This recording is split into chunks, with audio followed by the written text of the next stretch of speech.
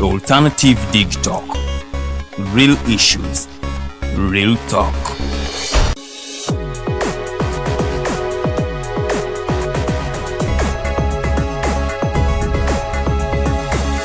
The Alternative Dig Talk. Real issues, real talk.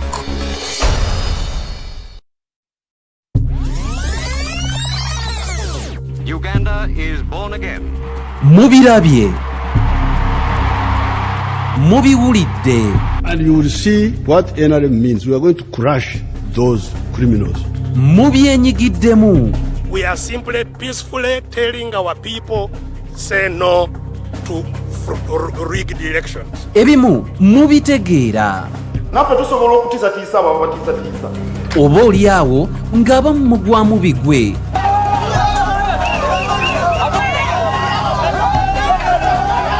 Byabaffe byava ku ki? Era kyova olaba baatukolera ne constitution esinga obusiru mu nsi yonna.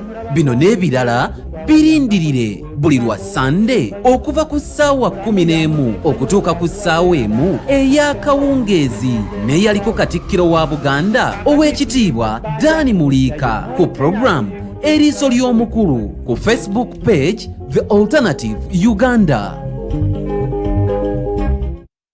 The world is at a critical moment of providing innovative alternatives as a means to create change. As such, we have created a not-for-profit alternative mobile digital platform as a way to promote space for freedom of speech and expression to the unheard voices.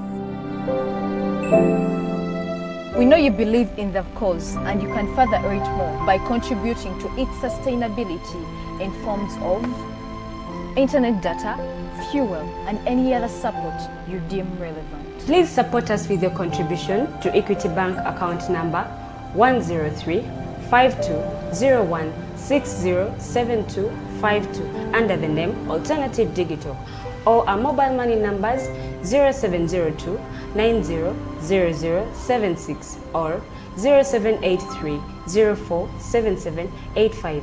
Alternative Digital. Real issues, real talk. Uganda is born again. Mubirabye. Mubiwulidde. And you will see what NRM means. We are going to crush those criminals. Mubyenyigiddemu. We are simply peacefully telling our people, say no to rigged elections. Ebimu mubitegeera. Naffe tusobola okutiisatiisa abo abatiisatiisa. Oba oli awo ng'abamu mugwamu bigwe.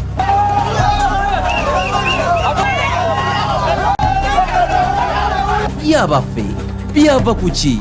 Era kyova olaba baatukolera ne constitution esinga obusiru mu nsi yonna.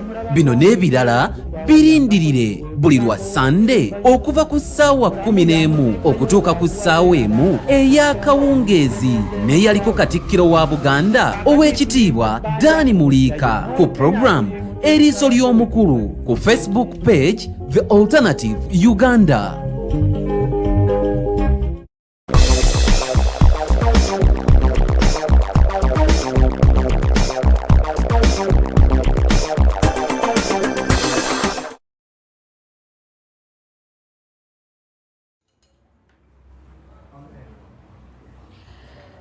Eddakiika ziri 8 ezakayita ku ssaawa emu ey'akawungeezi kubuuzaako yonna gy'osinzidde okubanga otulaba. Eno ye The Voltage, masannyalaze gennyirinyiri tuba twogera ku nsonga ezigenda mu maaso mu ggwanga, nsonga z'eddembe ly'obuntu, nsonga z'ebyobufuzi n'ebyobukulembeze bw'eggwanga Uganda n'ebisinga ebyo tuba tubyogerako wano mu programu yaffe The Voltage.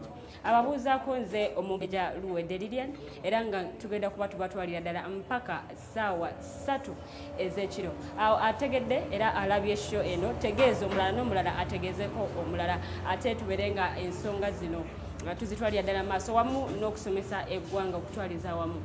Show eno eberawo olunaku olwe Monday kuva ssaawa emu mpaka ssaawa 3 n'olunaku olwa Friday still kuva ssaawa emu mpaka ssaawa 3 ababeerako nga mulaba mukola mulimu gwa maanyi mukolera ddala omulimu gwa ttendo nammwe abasharinga abagenda maaso ne mukomentinga mukola omulimu gwa ttendo nnyo nnyini ddala. The Alternative Uganda ye Facebook page kwe tusinzira okubanga mutulaba live era nga gwe atannaba kubanga olikinga page genda mu search engine teekamu The Alternative Uganda ojja kubanga olaba page eyo girayikinge ate era ofollowinge onyige n'akadaako aka notification so that whenever we are live ofuna notification nolaba nsonga ki ze tuba tugenda okwogerako nabani betulina mu studios ku lunaku olwo lwennyini yonna gye musinzira okubanga mutulaba mwebale nnyo mukola omulimu gwa ttendo mukola omulimu gwa maanyi nnyo nnyini ddala ategedde tegeeza omulala n'omulala ategeeze omulala musharinge ate atubeeko ne kyetuyiga mbajjukize nti buli mugenyi gwe tuleeta mu studios tubaako ensonga ez'amaanyi ze tumuyigirako era nga n'olwaleero tugenda kubanga tuyiga ku mulundi guli twalina omukyala Nakuya Aida small body big brains twamwina mu studios wamu n'omwami Mayanja Robert n'olwaleero batwegaseeko naye nga twegattiddwako n'omugenyi omulala owookusatu omwami Buwande Anthony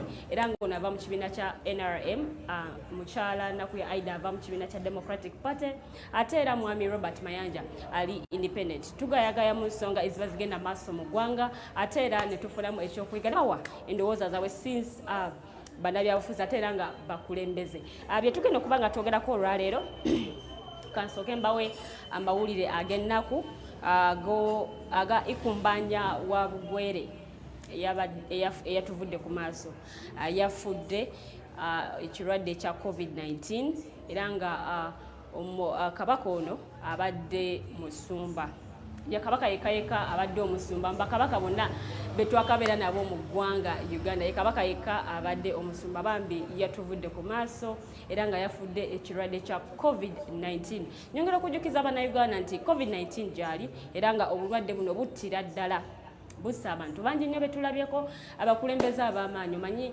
Bannayuganda abamu ensonga zino bazitwala nga ebintu ebyokusaaga naye nga yambala mask sanitize ate era lekawo akabanga ewamulirwa naawe akuliranye ngaffe bwe tukoze wanene olunaku lwolwaleero nyongera okubategeeza n'ebintu ebirala bye tugenda okuba nga twogerako tugenda kuba twogera ku baspiika abagenda okuba nga balondebwa race eno ebbugumu ly'amaanyi nnyo mu kalulu kano bagenda kuba balonda sipiika wa parliament ate era n'omumyuka we mu maaso awo bye tugenda okuba nga twogerako tugenda kuba twogera ku nsonga ya Katikkiro wa Buganda yavuddeyo n'ayogera ku kalulu kano akakaggwa ng'ayogera ku kyetuyita obusosoze mu mawanga ayina ebigambo byayogedde so tugenda kubanga nateera tubigayagayamu ate era n'ensonga eyokusatu gye tugenda okuba nga twogerako tukyagenda maaso n'okwogera ku kiwamba abantu ekigenda maaso mu ggwanga tugenda kuba tufuna ensonga ez'enjawulo nga tufuna okuwulira okw'enjawulo mu bantu be tulina mu studios olwaleero batubuulire bo nga bo kiki kye balowooza ku mirimu gino gyonna esatu nkutegeeza nti ayina ekibuuzo oba kyoyagala okuwabula genda mu comment section oteekemu ekibuuzo kyo oba oteekemu ensonga yo gyoyagala tubeere nga twogerako bingi nnyo betugenda okuba nga tudiscussinga era nga gwe ayagala okuyita ku ssimu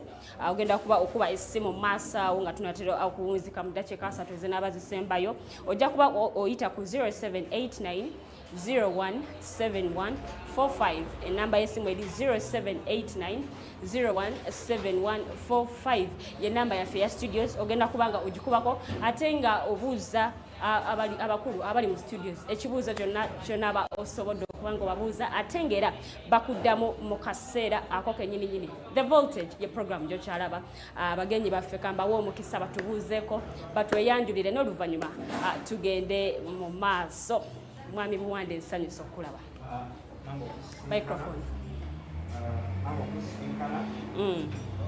njagala okwebaza abatesitesi ba programu eno njagala okwebaza ne foundation ya The Alternative wamu ne Digitalk TV yonna njagala okubebaza because kati nga mulina enjawulo gye muleeseewo nti omulamwa gwaffe gubadde nga ebbanga lyonna tugamba nti young people should embrace technology. So this is one way young people have embraced technology. Yeah, so njagala basically bebaza. Yeah. Tusanyuse okulaba amukyala Nakuya tusanyuse okulaba buuza kuba tulaba kale Lilian ndi musanyufu nnyo nate abatulaba okubeera ekitundutundu ku the voltage indeed gano masanyalaze gennyine njagala nebaze management ya the entire digital and alternative talk Uganda mwebale nnyo okubeera ate nga mwina etofaali eddene limuteeka ku ggwanga Uganda okulaba nga mwetabye ku mirimu egimu egya gavumenti kubanga government is responsible to inform citizens of whatever is happening. Amidst the time when the dictator wants to take us by surprise, akwate eggwanga litwalire mu butamanya ne mukubulwa okumanya. Amidst akaseera nga yakwata n'akatono bannayuganda mwe baali akatuli akaliwo akatono aka internet bannayuganda abeeko bye bafuna yadde nga si yabagambye n'abanga akanyigamu nga akafreezinga naye njagala okubebaza mmwe nti mmwe you've stretched out your voice and it is well heard ne mugamba yadde internet ogisezeeko omusabba akutegeeza mu nsonga eno tuli ku internet njagala nnyo okwebaza abantu bonna mu ngeri ey'enjawulo abewaayo okutuninga in abatayako data waabwe aba invitinga other people aba followinga aba sharinga. Actually the moment you watch it, and if you're watching, I encourage you to share it with your friend, with your neighbor. Muyito mugambe nti ate the voltage etandise masanyalaze gennyini. Thank you so much. Tweyanziza nnyo tweyanzege mukyala Nakuya nyongera okubategeeza nti mwami Robert Mayanja agenda kuba tweyungako mu ddakiika ntono nnyo agenda kuba nga atweyungako naye nga tekitugana kuba nti tutandikirawo butereevu mu discussion yaffe ey'olunaku olwaleero era nga tugenda kuba nga tutandikira ku parliamentary speakership race. Tulaba ku mulundi guno ababaka bangi nnyo bavuddeyo ne balaga obwagazi okuba nti batwala ebifo ebyo ekya speaker wa parliament era n'amumyuka abadde amyuka speaker wa parliament right honorable deputy speaker Jacob Olanya ku mulundi guno naye yavuddeyo n'agamba nti njagala mberere ddala speaker yennyini ajjudde era nga mu race eno naye mwali. Tulaba honorable Ibrahim Semujunganda naye mu race eno ate era tulabira ddala nti ne speaker aliko right honorable Rebecca alitwala Kadaga naye ku mulundi guno yakomyewo akyayagala ekifo kye bira tugenda kuba tubyogerako ne abagala okubeera badeputy abegwanyiza ekifo ekyo right honorable Jacob Olanya kyalimu mulimu Honorable Muhammad Serako era nga ono mubaka wa parliament eyalondeddwa kiikirira Kampala Central. Tulabyemu Honorable Amongi Anita era ngono ye mubaka wa Bukedya. Twalabyemu omubaka Shatisi Musherure Kuteesa era nga ono ye mubaka omulonde owa Mawogola North awamu n'omubaka we Remiyaga omwami Stodre Sekikubo n'abalala bangi nnyo balaze obwagazi bw'okuba nti batwala ekifo kya deputy speaker wa parliament. Okulonda okwo kugenda kuba kubeerawo maasawo naye nga gegano agamu ku mannya agaabo abalaze obwagazi bwabwe okuba nti batwala ebifo ebyo. Ngenda kusaba bendi nabo mu studios bambulire bonga bo ani gwe balaba asaana ekifo ekyo asaana ekya speaker then nasaana ekya deputy speaker. Ngenda kutandika n'omukyala Nakuya Aida. Ndi musanyufu nnyo indeed olwokutandika nange awono wotuukiriza akantu kebagamba nti ladies first.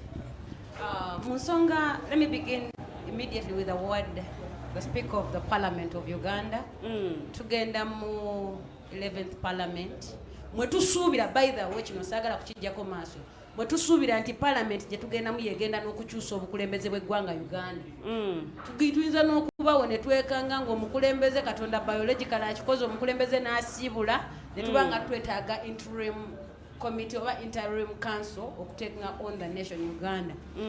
Which kind of speaker does this nation want? Yeetaaga speaker ng'ayina abantu ku mutima. Yeetaaga speaker nga teyeerya ntama. Yeetaaga speaker nga ayina amazima n'obwenkanya. Yeetaaga speaker nga awulira eddoboozi lya Katonda abantu kye boogera nga desiring okubaako n'enkyukakyuka mu ggwanga Uganda. Yeetaaga speaker nga agenda kwogera eggwanga Uganda paka ku levels waggulu ng'asobola okutuula internationally n'akola communication nebeera hard yeetaaga speaker nga very fast, swift and brilliant. Those gyenjogedde si gye emirimu gya speaker naye that's the character of the person that Uganda needs to be its speaker. And so first speaking, speaker wa Uganda w'eggwanga lino Rebecca Kadaga nzikiriza nti bannayuganda bangi tannabatu-disappointinga. She has tried her level best okukola buli kyasobola speaker kyalina okukola nga kiri mu docket ye. Rebecca has represented this country to different fronts and different forums. Well, her constituency eyinza okuba nga si yesinza okufunamu naate ng'eggwanga ffe nga ffe tukkiriza nti Rebecca Kadaga agezezzaako okukola ku nsonga ezimu ezisinga okuluma bannayuganda.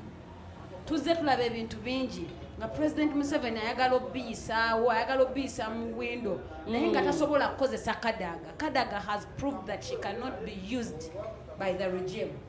The only time Kadaga yakozesebwa the regime empuliranga ennaku enkutte kutogikwatako nga bakyusa article 102 ba eyo constitution. Era ne mulaba mukalu kano akaliwo aka NRM ngali ku TV agamba gwa Museveni nze yakutaasa kutogikwatako singa oli ttale. So awo yatukolamu bubi eggwanga yaliziika kubanga singa akawaayiro ako teyakkiriza kakwatako weewaawo Museveni yandikozesezza olanya but the credibility of Kadaga could be doubted at any point in time. Era singa kakawaayiro yakalemerako Kadaga n'agamba kino tekijja order paper kino tetugenda kidiscussinga n'agamba let MPs be independent minus the forces ezalabibwanga zijja okuba abakulembeze ba members ba parliament abasajja abamu nga bali mu leya naye nga bali mu interest za President Museveni naye nayimirira ground n'agamba akakawaayiro tekakyusibwa twabulamu ko speaker awo. And this time round nkusaba wekituuka ku ssemateeka weegendereze nga temunnagikwatako kubanga olunaku lwaleero tulabye ennaku tuli mu kukaaba kubanga wakkiriza okugikwatako mukama waffe. We love you as a woman. Oyimiridde n'eddoboozi eggumu naye ku nsonga eyo we were disappointed in you era twejjusa but still other factors remaining constant. Singa tobadde mukazi mugumu tibuhabulwa abadde ajja kukozesa ebintu bingi naye oyimiriddewo ku lwa parliament ya Uganda. Kadaga is one of the speakers mu Africa and East Africa abayimiriddewo for the welfare of members of parliament. Ekyo omuntu wa bulijjo ayinza okkibuusa amaaso naye nga welfare ya member wa parliament ebeera paramount mu nsonga zino zonna. I want to inform the public nti Kadaga azze ayogera nnyo ku nsonga ezikwata ku muntu wa bulijjo specifically mu Kampala we bali baleeta etteeka nti emivumba tebagireeta Nsereko we yawanika omukono Kadaga yakulaba. There is no time the eye of the speaker has failed to see abantu abali paramount, abantu abakyusa ensonga, abantu ababaako kye boogera nga kigatta ku ggwanga Uganda. So Kadaga has stood the test of time, and to be sincere, since twagala tukyuse ku bwa speaker obwa the position of the deputy speaker of parliament from Olanya kubanga Olanya buli donke waka wa Museveni Olanya yamukola. Ekyo kigenderere tumanyi Museveni Olanya amuteekawo nga ye waali awo wakumuzanyira donke waka. Naye twebaza Katonda nti ku luno omusana ogugenda omufuukira ekizikiza gwamulabikidde n'agamba takyayagala bwa deputy speaker ayagala bwa speaker bwa parliament. Olanya tukwagaliza buwanguzi lemerayo eyo ku bwa deputy tokkirira kujja. We need other credible people okujja ku kyobwa deputy speaker bwaki bwa parliament. Amidst that ngamaze okunyonyola ku bwa speaker nentunuulira obwa deputy speaker wa parliament. Of course ekyekifo nganze Aida Nakuya, I'll not analyze abantu bangi.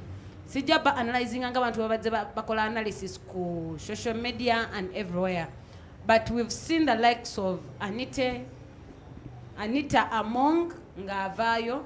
Fena tetwagala bannayuganda twerabire ekyatunda Anita Among okubeera nga alabikako mu maaso ga Museveni ng'omukyala obanga member of parliament. Yateekawo resistance when Museveni came into parliament nga bagambye temugeza ne mulonda Nsereko kuba deputy speaker Anita Among by then yali credible, yagano exchanging her gold for salt. Unfortunately, along the journey, nga bwe nannyonnyola abantu nti Museveni does not negotiate himself out of power. Museveni negotiates in terms of money. Unfortunately, in one way or the other, ya negotiating Anita Among, namusuza credibility ye, namuwamu omunyu nga ze ssente mu bukulembeze bwe. So, on that post, omukulembeze ali credible. And this is my opinion, and I want to sell it to members of parliament. And you'll soon see me knocking on your doors. Omukulembeze kwa deputy speaker, ali resilient, ali persistent, ali credible, ayogera ku nsonga y'omuntu nga tatidde, nga ne w'obuuza omuntu oba ali Gulu, oba ali Masaka, oba ali Lira, oba ali wano omugamba mpayo ba member parliament abateesa basatu. Ajja kuwa erinnya lya Nsereko, akuwa erya Nambooze, omukisa guba kutta akuwe n'erya Sseggona. So meaning Nsereko has been there, he stood a test of time. Mukana akalwa akawedde twalabye credibility y'omuntu bw'agizimba kikyekola as other people were swept down by the wave. Abantu okulonda abantu be batamanyi, because Nsereko has stood a test of time, wave teyamukosezza. He still stands as the member of parliament for Kampala Central. Era obwenjagala okusinziira nsabe bannayuganda bonna buli omu wooli nti obwa speaker ye Kadaga tagenda kuva ku bwa speaker bwa parliament, but he needs another person who cannot be used to play any donkey work. The rest I don't know, but Nsereko can hardly be compromised ku nsonga z'abantu. Mwami Mayanja atuuse mu studio zaffe mu kaseera kano katumuwa omukisa atubuuzeeko tugende maaso the voltage ye program gy'okyalaba. Mwami Mayanja tusanyusa okulaba. Neesimye okubeera wano nate. Neyanziza kachai. This is quite amazing. Tuyita ku talk show ate ne mutwala ebyokunyanza. Neyanziza nnyo management ye Kakawa Kogali, our entire production team here, Voltage, Zanzani Mayanja Robert, this shadow councillor. I go for the shadow councillor, Wanakawa too, the Zira Tabikani prisons. Unfortunately, Tulina prominent member of Charity Affair for them, Mama Frank, Bagenda Music and Zangamu. So wenva wanere binkereza muntu baddemu ne nitty-gritty za service wenva wanera nzirayo Bulumbe naye family n'abenganda za Mama Frank nasasiddeko Nyonga Mayanja, and on behalf of the team gyetunoonyeza naye akalulu kubanga abaana ba Mama Frank tubadde bakonsistinga team gyenkola naye, but besides that ndi so enthusiastic okubeera wano. Tweyanziza nnyo Mwami Mayanja okubanga osobodde okuwaayo obudde n'oyogerako eri bannayuganda. Nga tugenze maaso, Mwami Mayanja wontusangire tubadde twogera ku race eya speaker wa parliament era nga speaker aliko n'abantu abalala okuli Honorable Ibrahim Semujunganda, okuli Honorable Right Honorable Jacob Oulanyah nga yabadde deputy speaker, bonna begwanyiza ekifo ekyo ekya speaker wa parliament. Ate ne tulaba nti ba honorables abegwanyiza ekifo kya deputy speaker nabo bangi, omuli omubaka Muhammad Nsereko wa Kampala Central Mulonde, MP we Mawogola North omukyala Shatisi Musherure okuteesa, tulabye abalala bangi, MP we Miyaga,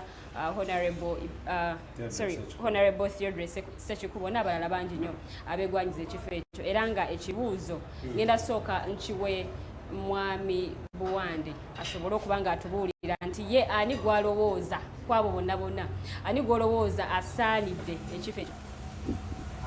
Webale nnyo mutesitesi, sijja kwawukana naye sijja kwawukana nnyo ne mwannyinaze Aida Nakuya. Waliwo kyesaayogedde ku Aida bwe mulabyeko mpulidde essanyu kubanga Aida tukuze ffenna mu byobufuzi. Tukulidde ddala ffenna si kwogera bwogezi nti ali wano akimanyi, okubira ddala eri gye twatandikira mu politics waffe w'abavubuka bwe yali Honorable Lord Councillor w'abavubuka ku KCCA, ate nze nali ssentebe w'abavubuka mu Kampala. Era ne tubeera nti twakola ebintu bingi nnyo, abavubuka twabakolera ebintu bingi, twali tukolagana bulungi nnyo. So Aida njagala okwebaza nti ekirooto ettala tewagisuula vision wasigala ogikutte mwamulaba yajja neyesimbawo wano ku bwa member of parliament obwa Kampala ate ne mukana akalulu kennyini akabaddemu yes.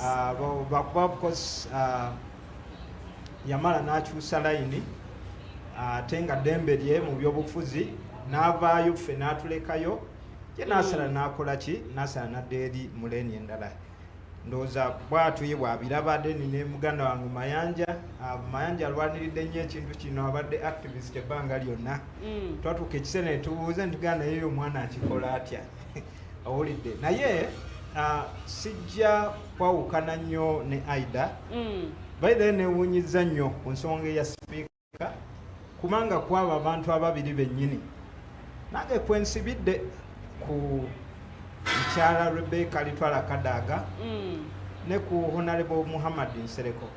Honorable Muhammad Nsereko oyo tumumanyi nti ekisooka ng'omuntu teyeyagaliza tali selfish. Abamu ku ffe tuyinza okugamba olwaleero nti tuyimiridde wano n'ensi okutumanya n'okuyingira mu politics ono olwa Honorable Muhammad Nsereko. Owulidde tuyise emikono gye atweniza abavubuka bangi nnyo. Era ne mu parliament omwo bwe yagendayo nga muvubuka n'akyusa nnyo kyova olaba nti olwaleero bw'olaba abantu abasookera ddala okuwagira Bobi Wine yali Honorable Muhammad Nsereko mwena mukimanyi nti yagenda ekyaddondo ng'abantu bonna bamukubye nga ne FDC eyali leading opposition mu ebyo ebiseera emukubye n'agendayo nayimirira naye n'akola ki nayimirira naye namwa so kimpa essanyu okuba nti ekisooka yakomyewo ekyokubiri nti yaddamu ekintu kino tazze buzi nebbanga lyonna akyali mwana muto alaze nti abavubuka bakyasobola okuvaayo ne bayimirira mu bino ebifo mwe nali kyali ssentebe w'abavubuka twazzaamu nnyo abavubuka bangi nnyo amaanyi nnyo nga tubawa n'obuwagizi nga tubasakira n'okubasakira ebipande nga twagala bagende babere nti balina ebifo bye bakola ki bye beesimbamu so politics w'okubeera nti abantu abakulu babeera mu bifo ebyo has been demystified ne constitution yaffe nayo nekola ki nekyusibwa nti olwaleero n'omwana omuto w'emyaka 18 asobola okukola ki kyokola tulabye gundi Katumba nga buddeyo neyesimbawo ate netugamba nti bwe tuba tugyewo wansi wano neri waggulu nayo tukole ki ne waggulu tugyeyo ceiling so ekyo nze njagala okuggyako ku nsonga ya speaker of course ebintu mukyala Litwala Kadaga byakoze tetuyinza bwe tusalawo okutuula wano gamba nti tubyogereko tujja kuzibya ate tukeese naye nga mu bimu ku bikulu nti paliamenti yaffe agiwadde ekifaananyi ekyenjawulo ebweru y'omu ku basipiika mu Afirika yonna abaavayo ne balwanyisa ebisiyaga ku ssente z'abazungu n'okutiisibwatiisibwa kwonna yes Bannayuganda ne bamuwa credit ate niwankubadde mukyala nti WNRM kimanyiddwa is the second national vice chairperson WNRM naye abadde very neutral era nze olwaleero neewuunya omuntu yenna yino wa NRM ayinza okuvaayo n'agamba nti agenda kulwanyisa Kadaga kubanga ffe ng'aba-NRM Kadaga atuwadde kugamba akuumye parliament eyo okubeera nti parliament eri balanced mu mateeka waliwo kye bayita separation of power ne mu governance nti judiciary yetongodde legislature yetongodde executive yetongodde newankubadde balina meeting point nti executive will initiate policies ezitwale mu parliament eziyise owulidde kubanga bino ebitongole byonna gana amasiga asatu galina we gakola ki galina we gakwataganira ekyo ensonga lwaki sijja kukkiriza nakyamwanyinaze Aida gamba nti speaker yakola bubi ate okuvaayo nawagira article 102 togikwatako nodda kakati ye speaker mwezi ensonga talina option talina wulira speaker kati kankulage bino bintu speaker executive initiates the policy executive initiates the bill owulidde amateeka gava mu executive yetuula gundi cabinet yetuula negamba nti twetaaga etteeka ne lino owulidde lindako ne bakola policy bwe bakola policy ne bakola gye bayita waliwo financial implications ebeera document ebanga plan okulaba nti policy eno erina effect ku economy kuba malo kikola ne bakitwala mu parliament owulidde kati ye speaker ayina obuvunaanyizibwa kubanga bwe nagambye nti amagundi amasiga gano gakola ki galina we gakwataganira speaker executive tayinza keera ku makya nereeta bill bwe speaker ng'omuntu ngaani mu buyinza ki nogamba nti nze eno bill ngenda gishelvinga tegenda kukola ki obuvunaanyizibwa obuvunaanyizibwa bwa speaker kuleeta biiru eyo owulidde kugiteeka ku mmeeza nti bannaffe baleese ensonga eno owulidde ensonga eno ne bakola ki paliamenti n'egiteesaako owulidde kati so toyinza kuvaayo olwaleero kunenya mukyala Kadaga mbu yakola kati yandikoze eki owulidde akatuulira okubewa mwami Mayanja ye alowooza eyo njagala ogibeesinge ku fakiti nti Rebecca alitwala Kadaga omwana MP wa Kamali mu parliament takiikirira taliyo nga speaker mu parliament aliyo nga woman MP wa Kamali nga tannaba ku exhaustinga duties zabwa speaker asokera ku responsibilities ezamuwa mandate okujja mu parliament ofuka speaker so nga representative wa Kamali district ku debate eri sensitive nga amendment ya article 26 no 102b ngate yomu ku bantu abaliwo during the making of that constitution yomu kubahekolinga ennyo ku justifications ezateekebwamu ezateekesaawo clauses nga 102b yalimu tetusobola kumusonyiwa oba yali speaker oba yali gateman bw'abanga eddoboozi lye nga nze jjajja ng'ali malumonde statement ye yagikola n'agamba nti bw'osoba puliyambo ya constitution nga tujjukira wa gye tuva katukole constitution mu constitution etekamu 102b clause eyo Kadaga bwe bagijjawo nga azinze emikono awozaabuze ndi speaker tebinkwatako he did a disservice to the people of Kamuli and to the people of Uganda. Tubadde wano mwami Buwande n'agamba nti mba speaker bonna Kadaga yavaayo openly n'alwanyisa ebisiya ayamba eggwanga Uganda oyo yali speaker of parliament era nga MP wa Kamuli era nga akiikira banna Uganda ku article 102 awo yafuuka speaker n'afuuka munna Kenya n'ava mu parliament yali talina kyayinza kukolawo. However, that's not the case. Nze mbadde mpandika I was registering my disappointment ku Kadaga nti mwagaliza because of her seniority and how she has been running parliament tebamukozesezza nnyo naye awo wokka yalimba eggwanga Uganda singa kati tetuli mu bino bye tulimu bya kulima lumbugu bwe tuluzza we tumaze kola ki kulima so mwami Buwande nze awo wokka wenkwagalira Kadaga nga bwe yayamba ku bisiyaga yali tasobola kutuyamba ku article 102 ba ya constitution obutakyuka awo wennyini wenjagala okubuuliza mwami Mayanja nga ensonga eyo tusoose ne tugisimbako akati mwami Mayanja olowooza kyalibadde kitya nti opposition yalifunyeyo mu kiso omu nze nina obuzibu siyinza kusanga abasezi bateesa engeri gye bagenda okulyamu omulambo gwabwe nze atali musezi mbawo amagezi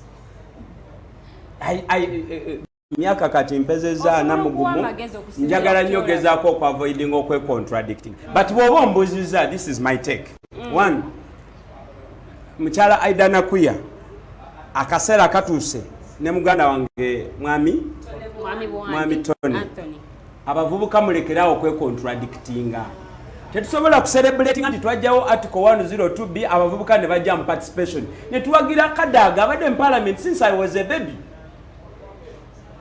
yekaya ina qualifications okubeera speaker. What about other women? If you bring in the fact of seniority, okay fine seniority but you have to give way.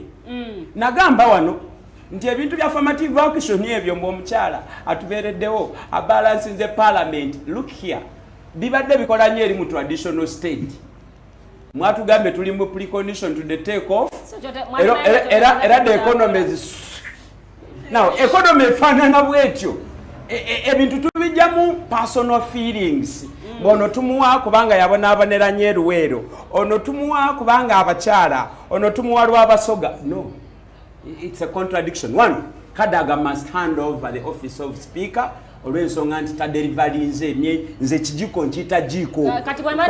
Kadaga has been a cunning politician. Ensonga eziri sensitive abadde akweka omutego wansi w'emmeeza. Olanya the statesman ye najjakola. No, I have my reasons, I have my justifications. Kadaga abadde akola populist debates zokka. Ebintu ebiriko media abantu bebakubidde mu contradiction bebafunyemu attention. Kadaga ngajjayo omutwe bwebyokyanga okitegedde. Kadaga ensonga ya marriage and divorce bill byagwera. Naye ate tulaba nti waliwo ebirungi byakoze. Ebirungi byakoze fine, tumusasula, tumuwe emmotoka, tumuwa n'abasirikale. Time to let go. Tugamba Museveni nti ebisanja. Yes. Bwadda munalondebwa ekifo kye tukimujjako. Yensonga yakinaganya okwetaba mu mbozi y'abasezi nga bali omufu waabwe. Parliament efaanana bwetyo. Definitely Kadaga will win. But for me as a Ugandan, I wouldn't want, if I was a voter in that thing called parliament, I would not ask Kadaga to come back again, because on Mami ayogedde Tony ayogedde nti arms of government, what was separation of power. What you always underscore abogera bwe batu nti separation ene ina purpose je ino serving. Parliament ina kubeera independent, serving the interest of the people.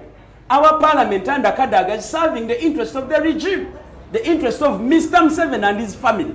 Yensonga lwaki n'olwaleero taddanga mutubulira amajja agayingira ne gakuba banamboze ne bafuuka balema ba mukagaali n'olwaleero gayitawa nga gajja mu parliament. Kadaga will not give us that statement. Okiwulira? Sinalabako Kadaga bwakozesa buyinza bwe okuli primary executive for some of excesses ze bakozeseza. Yes. Mwemanja, you're basing on one person. You know, waliwo omwogezi yagamba nti nakuya yangamba never make a joke and laugh alone. Olwaleero tutunuulira abantu bonna abali mu line nga contesting against, let me say Kadaga. It will be a very big joke. Kadaga okuta entebe olanya nakwata entebe ya speaker ya Uganda. Chichi kyatalina olanya. Because abasezi. No, if it has abasezi. Abasezi bagambye okunya omuntu waabwe. So what is the difference between omusezi omunene and omusezi omutini? No. Basezi. For me, my argument is simple. Ono omusezi akikulembedde nnyo. Because politics mwamukakanyiza. Yawaddemu substance. Mbulidde Tony akuba engalo. Mutwajjawo sealing kati n'omwana omuto asobera chairman wa district. For me, I don't subscribe to that. So maliriza. Olanya set up your parliament nga bwefaanana has all that it takes to be a speaker, and I would support him. He does not have the credibility to be the speaker. My final conclusion, I would support Nsereko. I would support Nsereko lwansonga emu nti I want change. Change njagala regardless. Nti ogenze nogamba nti mwami Honorable Nsereko yasaanidde ekifo ekyo. Ku mulundi guli twalabanga yesimbawo natasobola kubeera ng'ayitamu. Olowooza ezimu ku nsonga ezamuleetera okuba nga aluzinga ku mulundi guno azikozeeko era tusuubirewo enkyukakyuka. Omwana waaba atambula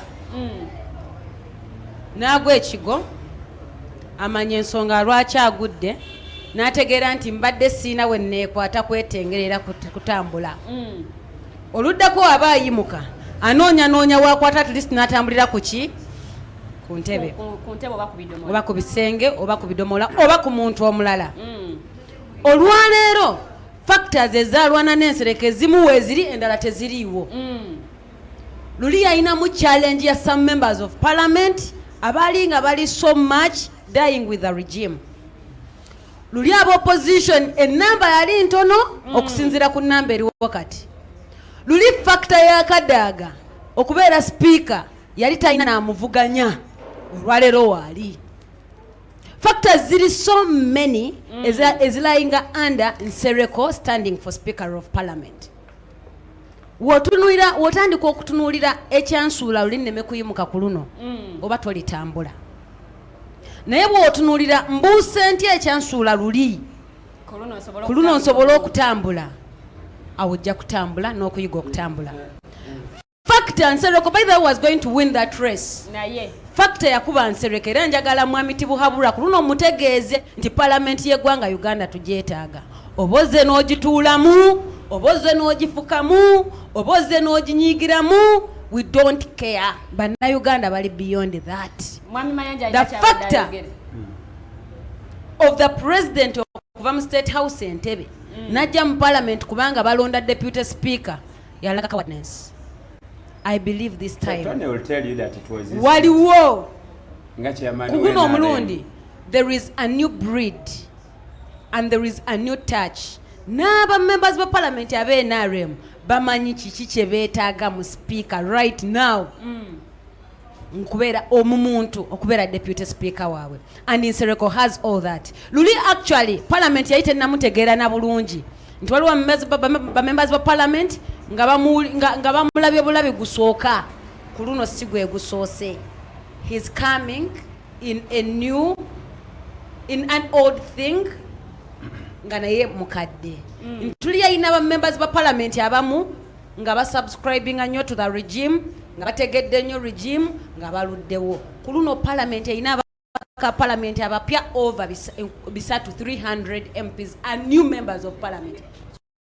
Babadde balaba Nsereko nga supreme nga bali bweru. Now they have an opportunity to work with this person, and this person is coming to present to them to provide leadership of being the deputy speaker of the member of parliament. The dynamics become different.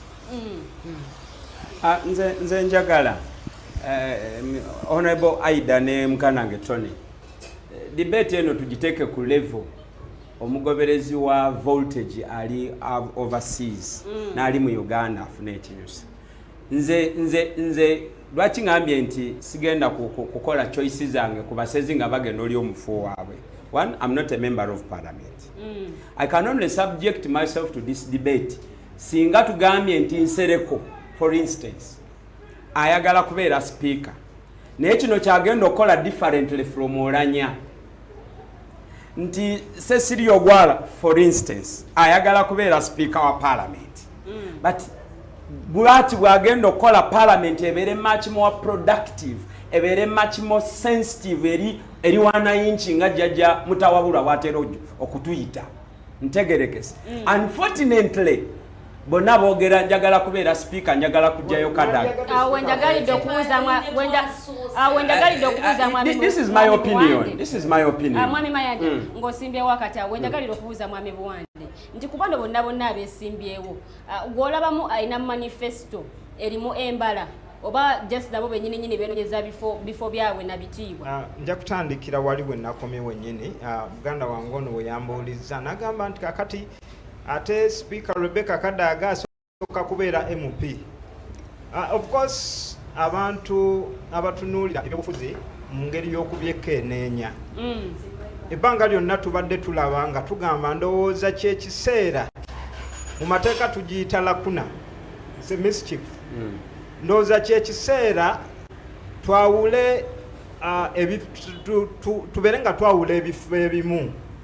Owulidde nti kubanga fine speaker world of era bamulondamu abo babaka.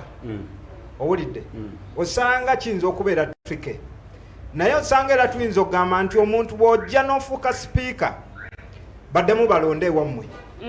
Owulidde nti oba omuntu bw'ojja n'ofuuka minister oba ofuuse national figure. Owulidde omuntu okubeera ng'oli minister ate ng'oli member wa parliament, oli Lord Mayor ate oli speaker. Oli Lord Mayor kwegamba waliwo conflict. Owulidde waliwo conflict of interest kubanga speaker ono gwe twogerako abeera busy. Kivola ebiseera ebisinga nasanga debate emu nga lwaki Kadaga akozesa helicopter kubanga mu lunaku lumu ojja musanga nga ajja kubeera mu north ate abeere ne mu west.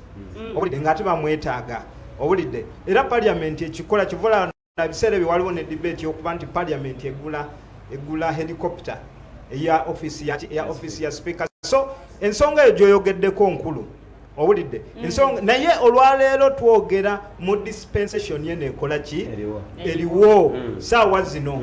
Era owulidde kyekino nakuya Aida kyayogedde nakugamba nti olwaleero totandika kugeresa kwa badogamba ate nsanza abasezi ate balya mirambo biki kakati bwe baba basezi ate tewandironzeeko musezi omu nogamba ate nze wakiri ngenda balya mufuuwa whatever comes out of them doesn't matter to me. Toyinza kulondako mbu ate nze kati ngenda nani ngenda noolanya naye waawo musezi ali honest musezi ali honest baba balya might teyeebuzaabuza mbu tulya pizza kati kyova olaba olwaleero twogera abantu bano n'okuboogerako olwaleero okugamba nti musezi ali honest tubapimira ku performance yaabwe owulidde we are looking at their performance, their previous performance owulidde ne tugamba nti wasanze gundi nakuya yabayiseeyiseemu dda nayogera ne Kwanita Amongo owulidde n'abaevaluatinga n'abaweeyinga owulidde olwaleero mukyala Aida wa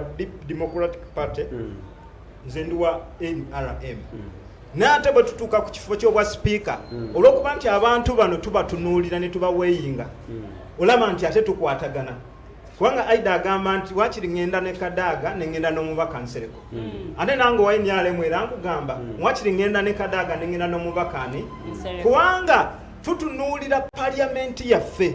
First of all, bw'otunuulira paliamenti ejjudde abaana abato owulidde nti twayetaaze sipiika nga deputy speaker singa gaapu eyo owulidde nga bakitugamba Nsereko ebyo byasookamu byonna bimanyi byasiibamu owulidde kakati tugambe nti ne gundi ne Kadaga ajja aleete experience owulidde kyete experience ya house kubanga ekyokubiri twetaaga omuntu twetaaga ne face yennyini nti olwaleero sipiika ya gundi parliament ya Uganda erimwani naye era tubadde tugamba nga tumuevaluatinga nti ye nga Kadaga walaayi wa NRM second national vice chairperson owa NRM mu ggwanga omanyi kyekitegeeza omanyi pressures ezikiriko owulidde ne tugamba nti takoze buki takoze bubi owulidde era wano mujjukira mu biseera bya covid newankubadde parliament bavaayo ne bagikuba musimanyi egabanyiza sente naye yali sipiika yavaayo owulidde n'atandika okulaga ensi n'ateeka n'atangaaza n'alaga eggwanga n'alaga executive kuninga parliament bwe yatuukira okuyisa ekiteeso ekinyiiza president owulidde nga sipiika atuddewo wali yali alazeewa owulidde sipiika yaliwo owulidde so yono mukyala Kadaga gwe tukola ki gwe twogerako ng'ate newankubadde tugamba nti era alina okubalansinga owulidde balance kasavu kanyama yes beera yeeno mwenyalemu kola owulidde naye ate beerako neno naye nga walaayi tetugenda kufuna sipiika atalina ludda gyakola ki ludda gyava Mwami Mayanja nze nzikiriza nze njagala gamba bwe nti ekisooka ku byonna Kadaga has done his job speaker nipuliyako ne ba MP abamu nga bamuadress honorable speaker sa banga parliament yeyo naye nze mbadde ngamba Kadaga babanga ddala mumwogerako bwe mutyo mwenga bwe mumulaba nze simuwagira era nsaba yeekube mu kifuba olukano lwaluveemu aleme kweyimalasinga. Mwami Mayanja ensonga zange ntono nnyo alemeddwa nga speaker sijja muteeka nnyo mu tight scrutiny kubanga buli office eba ne challenge zaayo naddala nga bw'ali ojja mu system wajiramu affirmative action tewayita mu tanulu kimala so Kadaga a product of affirmative action that is what was expected out of her. Nenze ntunulire gwanga gye liraga bane tetujja kujajinganga gwanga nga tusinzira ku bizibu bye tuvuddemu n'embeera embi gye tulimu. We need to project ourselves waje tulaga parliament gye twetaaga going forward nziramu yeetaaga okubanga erizonatinga ne population eyagironda is a mismatch. Mwami Mayanja is a mismatch nga tugenze ku maaso katono nnyo olowooza kya magezi omukulembeze w'eggwanga okubeera mu Uganda kubanga tukimanyi nti omukulembeze w'eggwanga ono era ye chairman w'ekibiina kya National Resistance Movement so olowooza kulonda baspeaker bano yeetaaga abeerewo tetujja kuddiranga President Museveni nga tulina bye twagala n'abikolanga bw'ayagala ne tumuwagira bw'abaako naye by'ayagala nga ffe tubirina tumugane ntoyagala the moment we twakkiriza politics wampa nkuwe newankubadde nga debate yalinga eri favorite mu NRM 7 chairman we NRM had to bribe ba MP n'abe in fact ababe yabawa even more okusobola okukola ki batanga twaze ku amending article 102 amubako muyamuga tuwe billioni nyanya kyotuguza kifu abantu tebakyagala tuwe sente zaffe tuzirye ffe tugende gwe tukuwe ekintu kyo ogenda ku dduuka oba wowe omutunze okutungira olugoye n'omuwa sente in advance oyinza okubeereka nti bwali lumala alikuleetera so President Museveni siri muwagiziwa naye kati ntandise okukkiriza bimu ku byakola ng'omuntu anyumirwa ebyobufuzi in politics the most important item to pay attention to is the results. Museveni waba yajja n'asitamaawo nga babaka be NRM yabawadde enguzi okulonda ye byayagala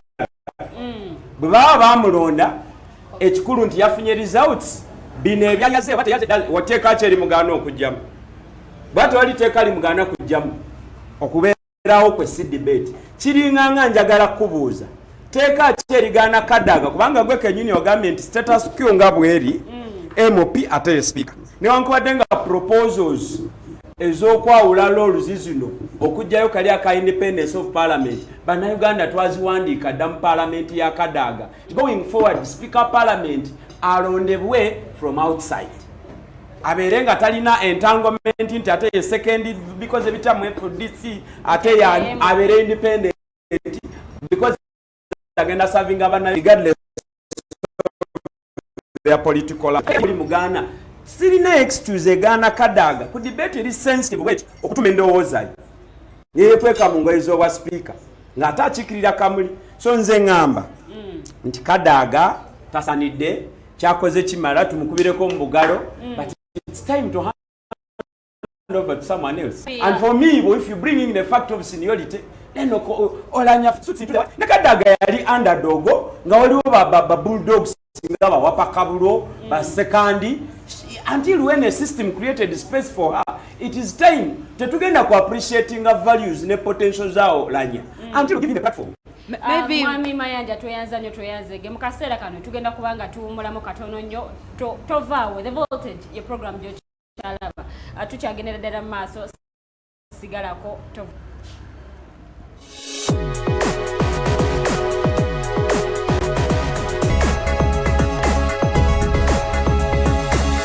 The Alternative Dig Talk.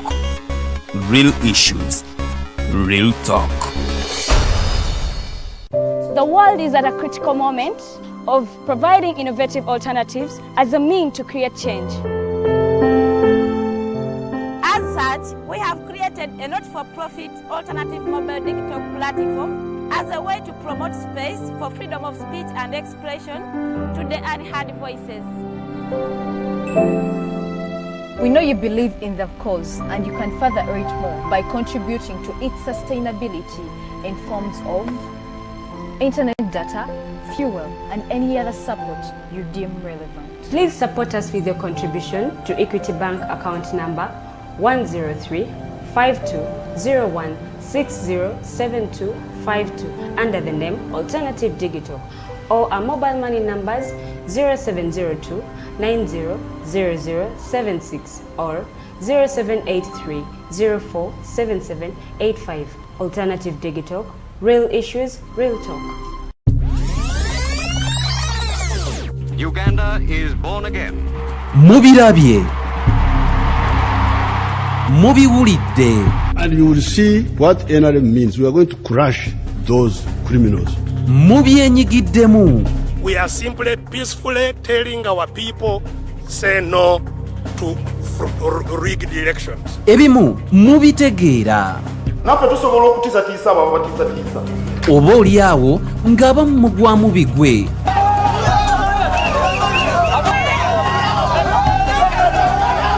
yabaffe byava ku ki era kyova olaba baatukolera ne constitution esinga obusiru mu nsi yonna. bino n'ebirala birindirire buli lwa sande okuva ku ssaawa 11 okutuuka ku ssaawa 1 ey'akawungeezi n'eyaliko katikkiro wa buganda ow'ekitiibwa Dani Muliika ku program eriiso ly'omukulu ku Facebook page The Alternative Uganda. The world is at a critical moment of providing innovative alternatives as a means to create change. As such, we have created a not-for-profit alternative mobile digital platform as a way to promote space for freedom of speech and expression to the unheard voices. We know you believe in the cause and you can further it more by contributing to its sustainability in forms of internet data, fuel, and any other support you deem relevant. Please support us with your contribution to Equity Bank account number 103-5201-607252 under the name Alternative Digital, or our mobile money numbers 0702-900076 or 0783-047785. Alternative Digital, real issues, real talk. Uganda is born again. mubirabye mubiwulidde And you will see what NRM means. We are going to crush those criminals. mubyenyigiddemu We are simply peacefully telling our people, say no to rigged elections. ebimu mubitegeera naffe tusobola okutiisatiisa abo abatiisatiisa oba oli awo ng'abamu mugwamu bigwe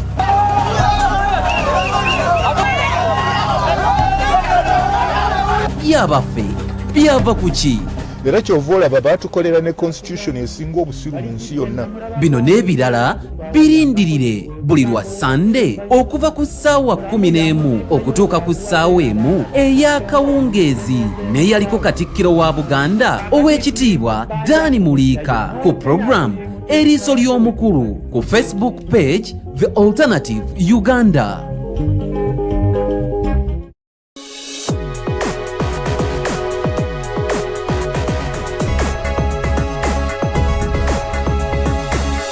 The Alternative Dig Talk.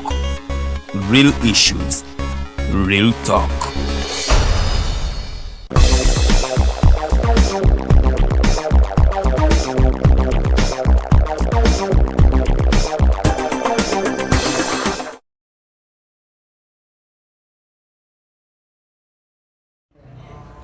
eddakiika eryemu eyakayita ku ssaawa 2 ez'akawungeezi nkubuuzako yonna gy'osizidde okuba nga otulaba abatulaba nga musinziira mu ggwanga Uganda mukola omulimu gw'amaanyi nnyo nnyini ddala n'abatulaba nga musinziira emitala w'amayanja. Tulina abalabi baffe abali e South Africa, tulina abali e Canada, tulina abali Tokyo Japan, tulina abalabi baffe bangi nnyo abali mu United Arab Emirates. Mukola omulimu gwa nnyo nnyini ddala era mwebale nnyo mwebalire ddala. Kacaayi nno kano akalungi ke tuli okwenyisa akawungeezi olwaleero kakoleddwa omulongo Kato tumusiime.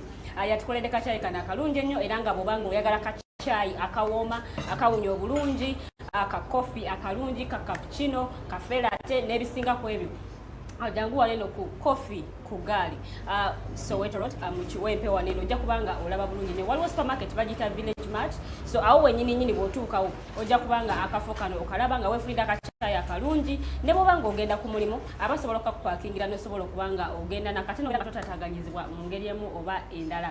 Tukyagenda maaso program The Voltage gy'okyalaba tukutwalira ddala mpaka ssaawa 3 ez'ekiro. Amanyaze omumbejja Luwedde Lilian era nga bendira bo mu studio nyina omwami Robert Mayanja era ngono ali independent, omwami Buwande Anthony ono awa NRM n'omukyala Nakuya Aida.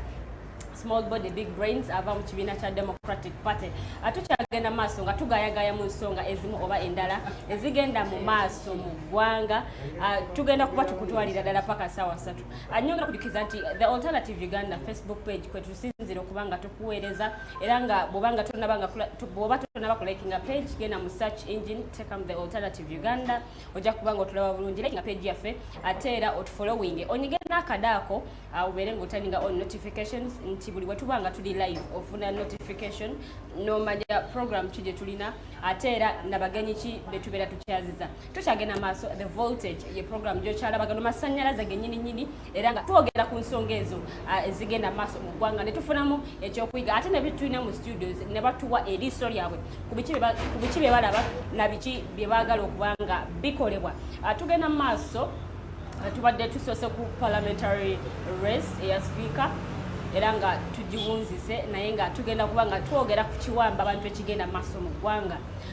Twalabye abazadde awamu n'abakyala ab'enjawulo nga bakaaba amaziga nga bagamba nti abantu babe baawambibwa. Abakyala bagamba tebakyalina kyakuliisa abaana ate ne bamaama oba abazadde ab'enjawulo bagamba nti tebakyalina kyakuliisa bazzukulu. So tugenda kuba twogera ku nsonga ezo ez'ekiwamba abantu.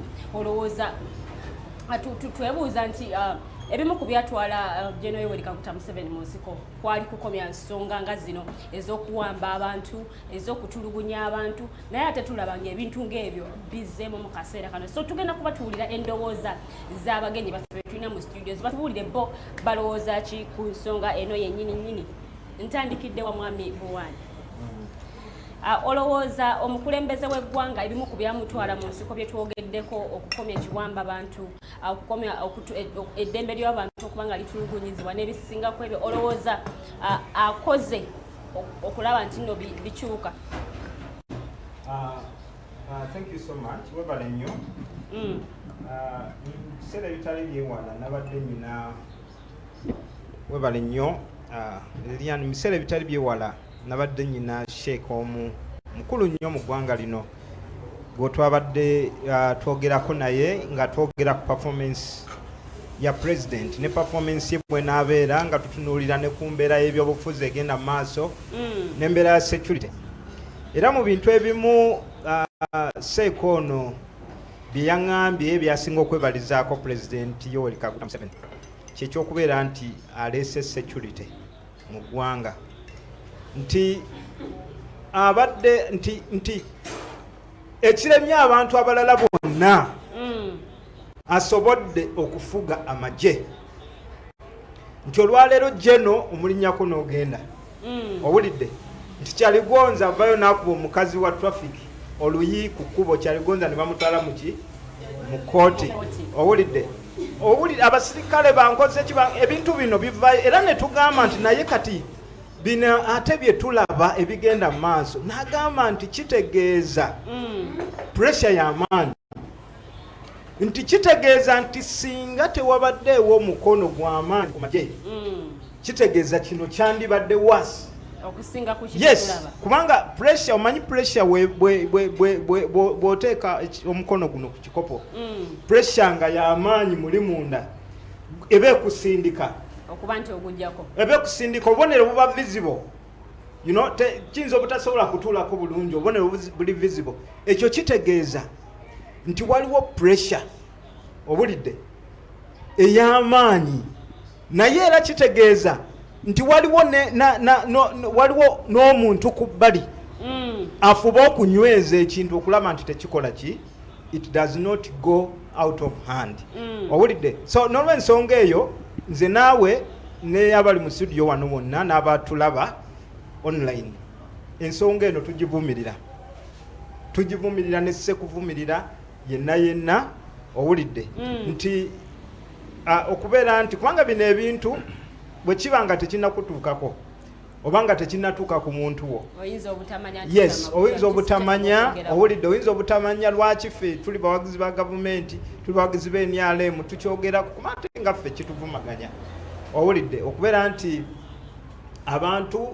babakutte bambadde engoye ezitategerekeka owulidde yes batambulira mu zidroni so tugamba nti okukwata si kubi owulidde ne abantu abakwata abantu babeere nga bamanyi ekimanyiddwa owulidde jangu mu ebitongole bino okwata abantu je poliisi yeyina obuvunaanyizibwa obwo owulidde poliisi ejje oba mwagala kola aba muli bitongole bya kikaaki kubanga mawanga gaba n'ebitongole byenjawulo naye mutambule ne poliisi owulidde abantu balabe ku bapoliisi abali mu uniform ate omuntu bw'oba ogenda mukwata mu mateeka omuntu mweyanjulire omugambe nti nze gundi nkukwata ku lw'ensonga gundi ne gundi ate omuntu oyo bw'oba omukutte musibire mu kifo ekimanyiddwa mu mateeka ate oba omaze omusibira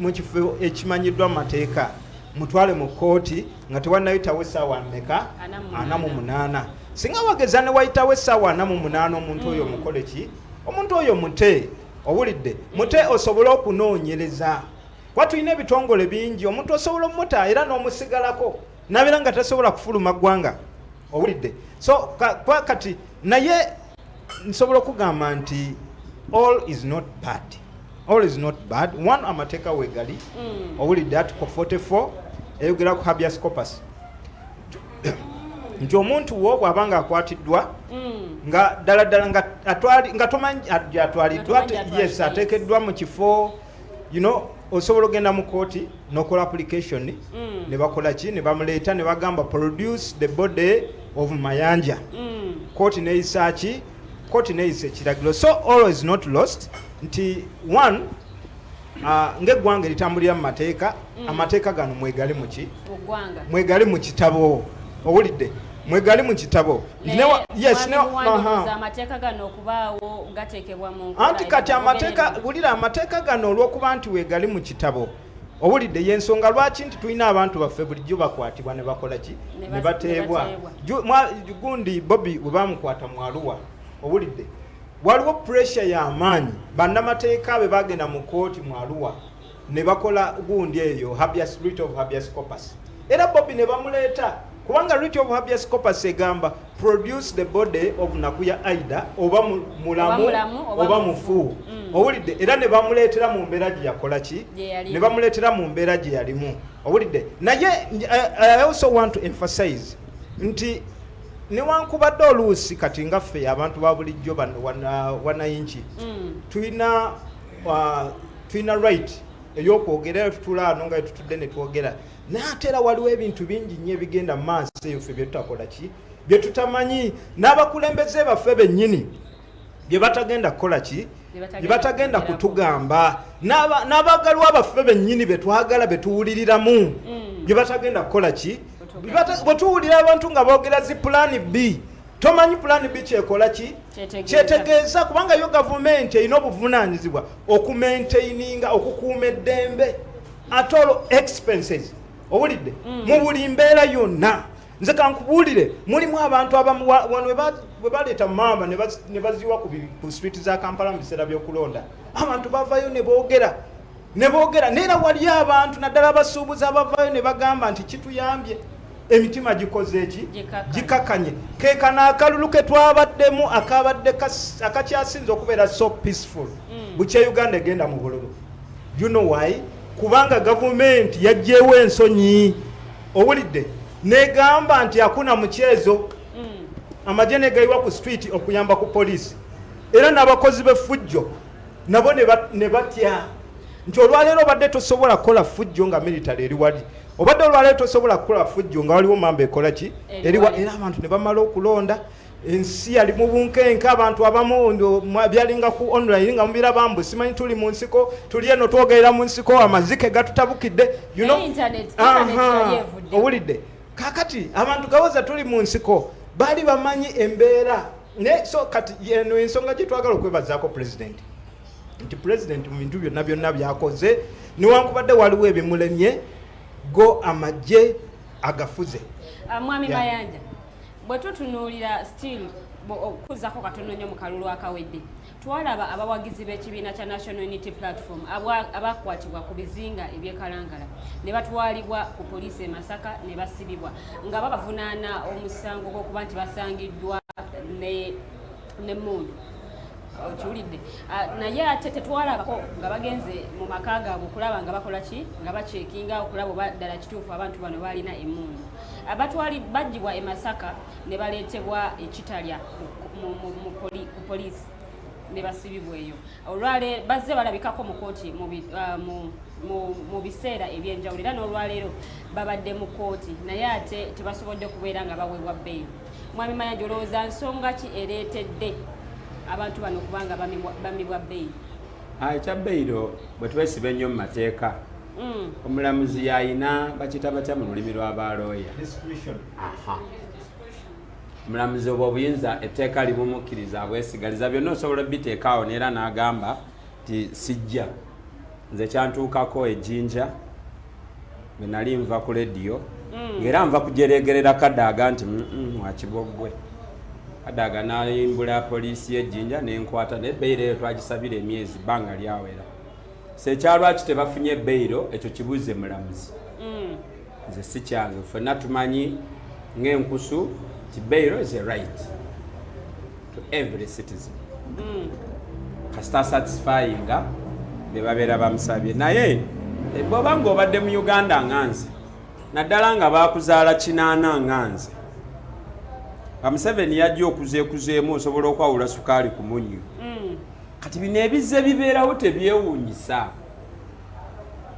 bigenda kwewuunyisa bano bokka bakyakayiga abagamba juzi mu kamera that we believe that democracy works.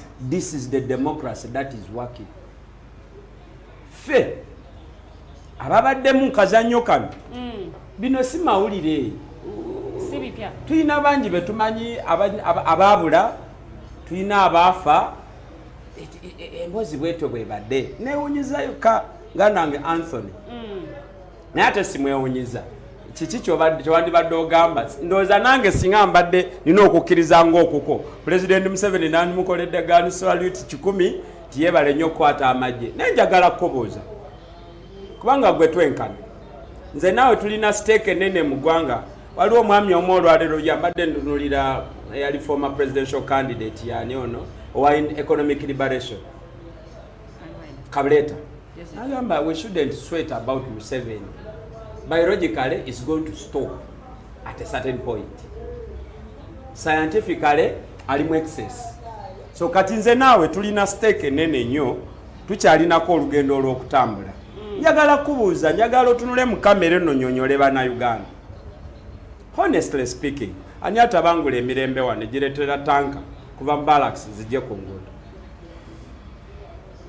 Tunulaawo ogambe nti waliyo ekibiina ky'ebyobufuzi katugambe NUP anti kati leero zembwa enjeru oba FDC oba ANT nti balina we batuula ne bateesa nti mwe bamayanja ba Aida Nakuya mugende ku street mubbeeya abantu mubakuba embooko nze nkubuulire nti ndabyeko nagana amaaso ng'omuntu ayambadde uniform avuga emmotoka ya poliisi gyengulira amafuta ng'eva ku luguudo nga teri kigigobayo nedda ku pavement netomera omukadde nemumenya ekigere ng'amaaso gano galaba nga ne TV ziraba.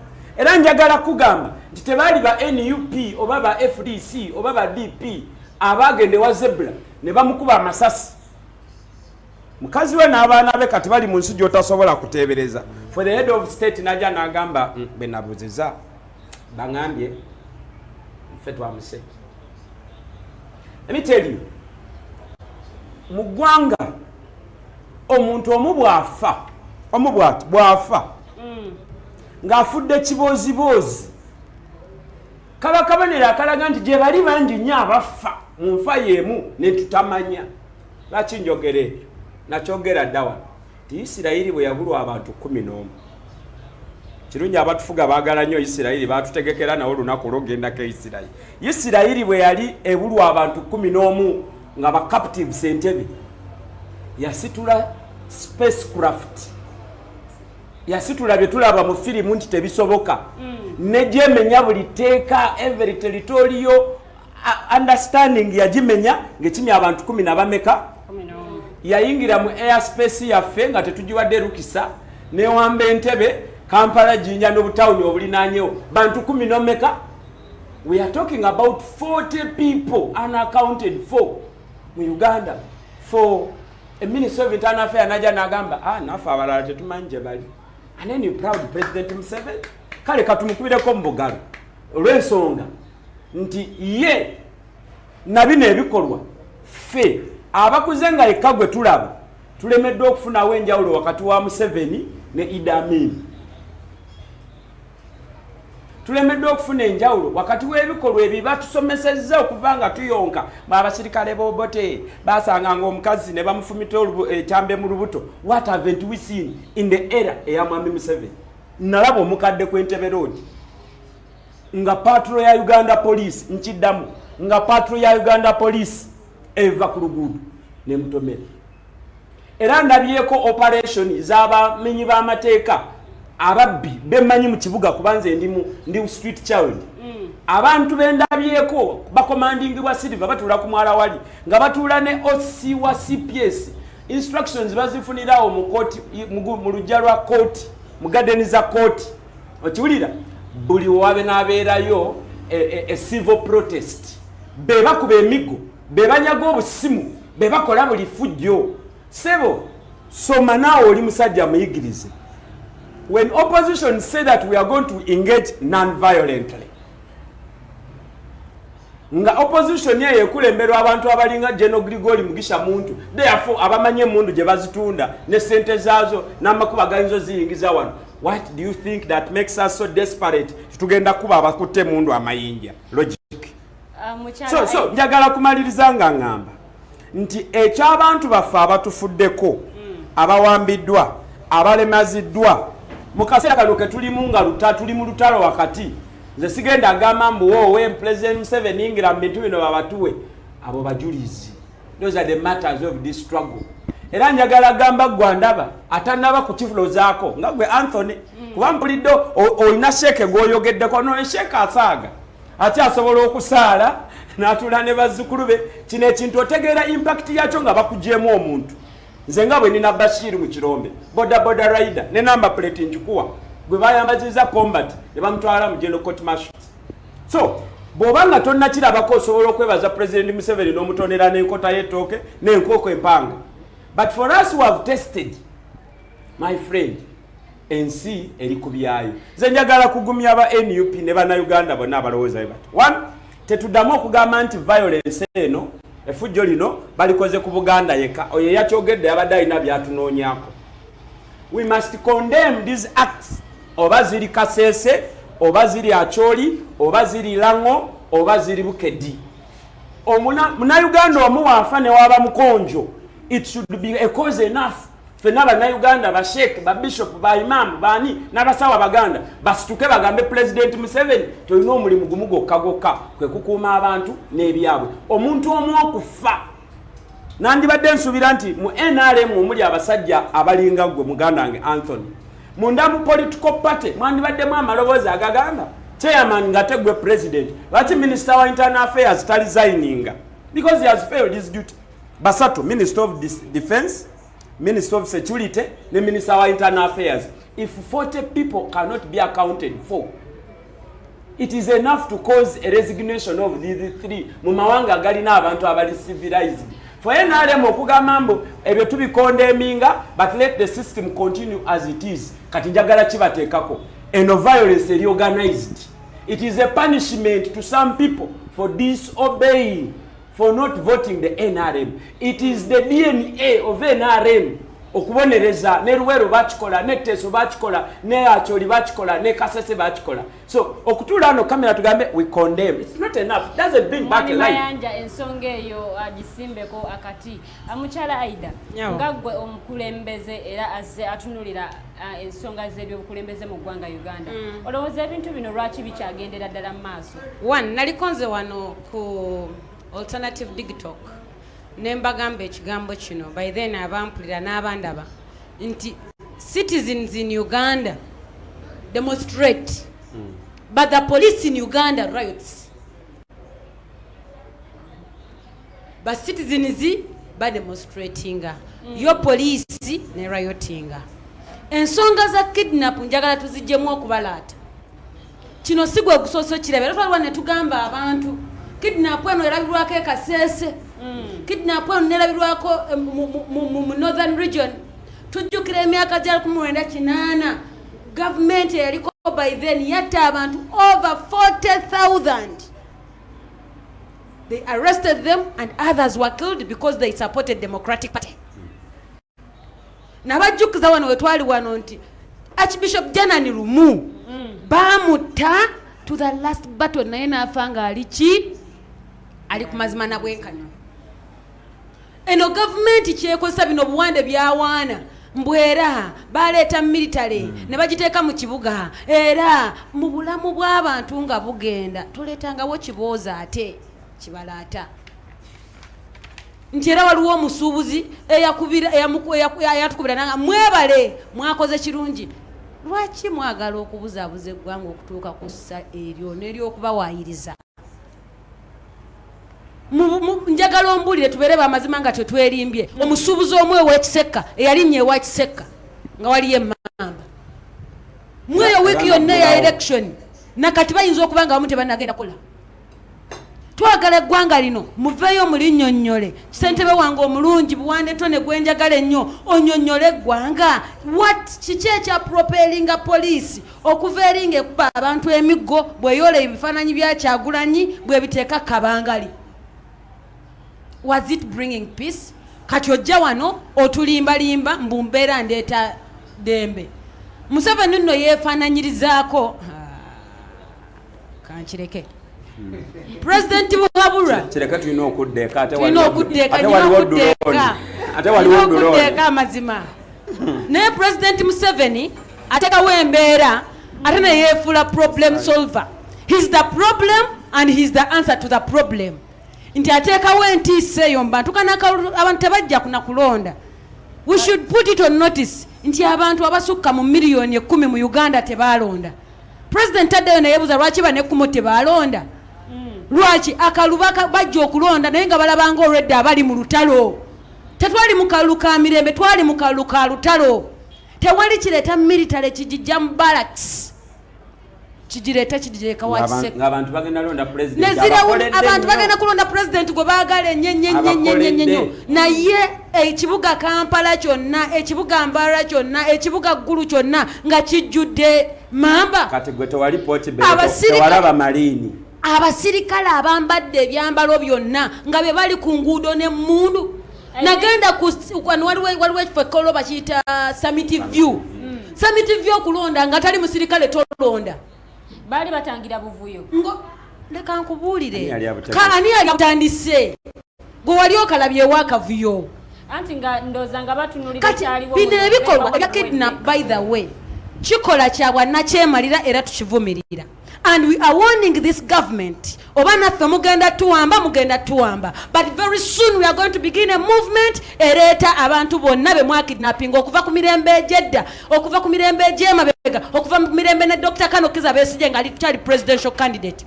abaafa mututegeeze nti mwabatta be mwakidnappinga mubate naye njagala mbabuulire enensonga mugijjeemu okubalaata mugijjeemu okuseketereza nja kuwa ekyokulabirako Madamu Lilian n'abandaba oba n'abatuwuliriza waliwo omusajja bamuyita Jamiri Mukulu yamanyikiddwa mu yeekera era takyegaanangako naye wajja omutrayinga omuteeka mu civilian court Edi Mutwe Nubianiri abatamanyi na trigger kusasi weri Edi Mutwe omusazi w'enviri kwe Nubianiri omuyimbi ne chuma cha Yesu baba namulabye ne musasiro omusajja akwata kamera mu namawulire be batadde mu court martial to get justice. Ezo n'ensonga Museveni tazikola kubanga tamanyi. Museveni abikola kubanga bwe bukodyo bwe abatiise mudduke ku mulamwa afuge eggwanga erino mu ngeri y'obwannakyemalira. But I want to assure Museveni nga gwe watuula n'ogamba weewaddeyo noja n'otufuulinga nti walina emmundu simanya 27 z'otaalina. Museveni ali situational era I want to assure him that we are also becoming situational. Tugenda tukusoma and we are revolutionary people by the way. We are students of revolution. Tewali kyotya nga tewali actually ffe tetukyalina kyetutya naye ate gwe okyatya okuggyako entebe yo.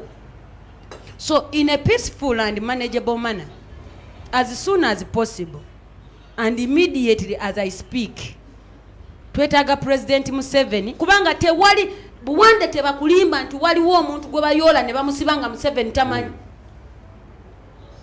Tebakulimba nti waliwo omuntu gwe bakwata ne batwalanga iso simanya diso simanya piso simanya riso simanya siko nga tamanyi. Kubanga tuwe twatuuka munatera notufunira bawiso nga buli ku mulimo kuliko intelligent security wiso bamita waka biki wali piso yani piso ye parish internal security office kati ku buli mulimo ku milimo gye tugenda keno bino bibikera nti ogenda ku office President Museveni anatuuka capacity okutereka waka internal security officer. But we don't mind all that.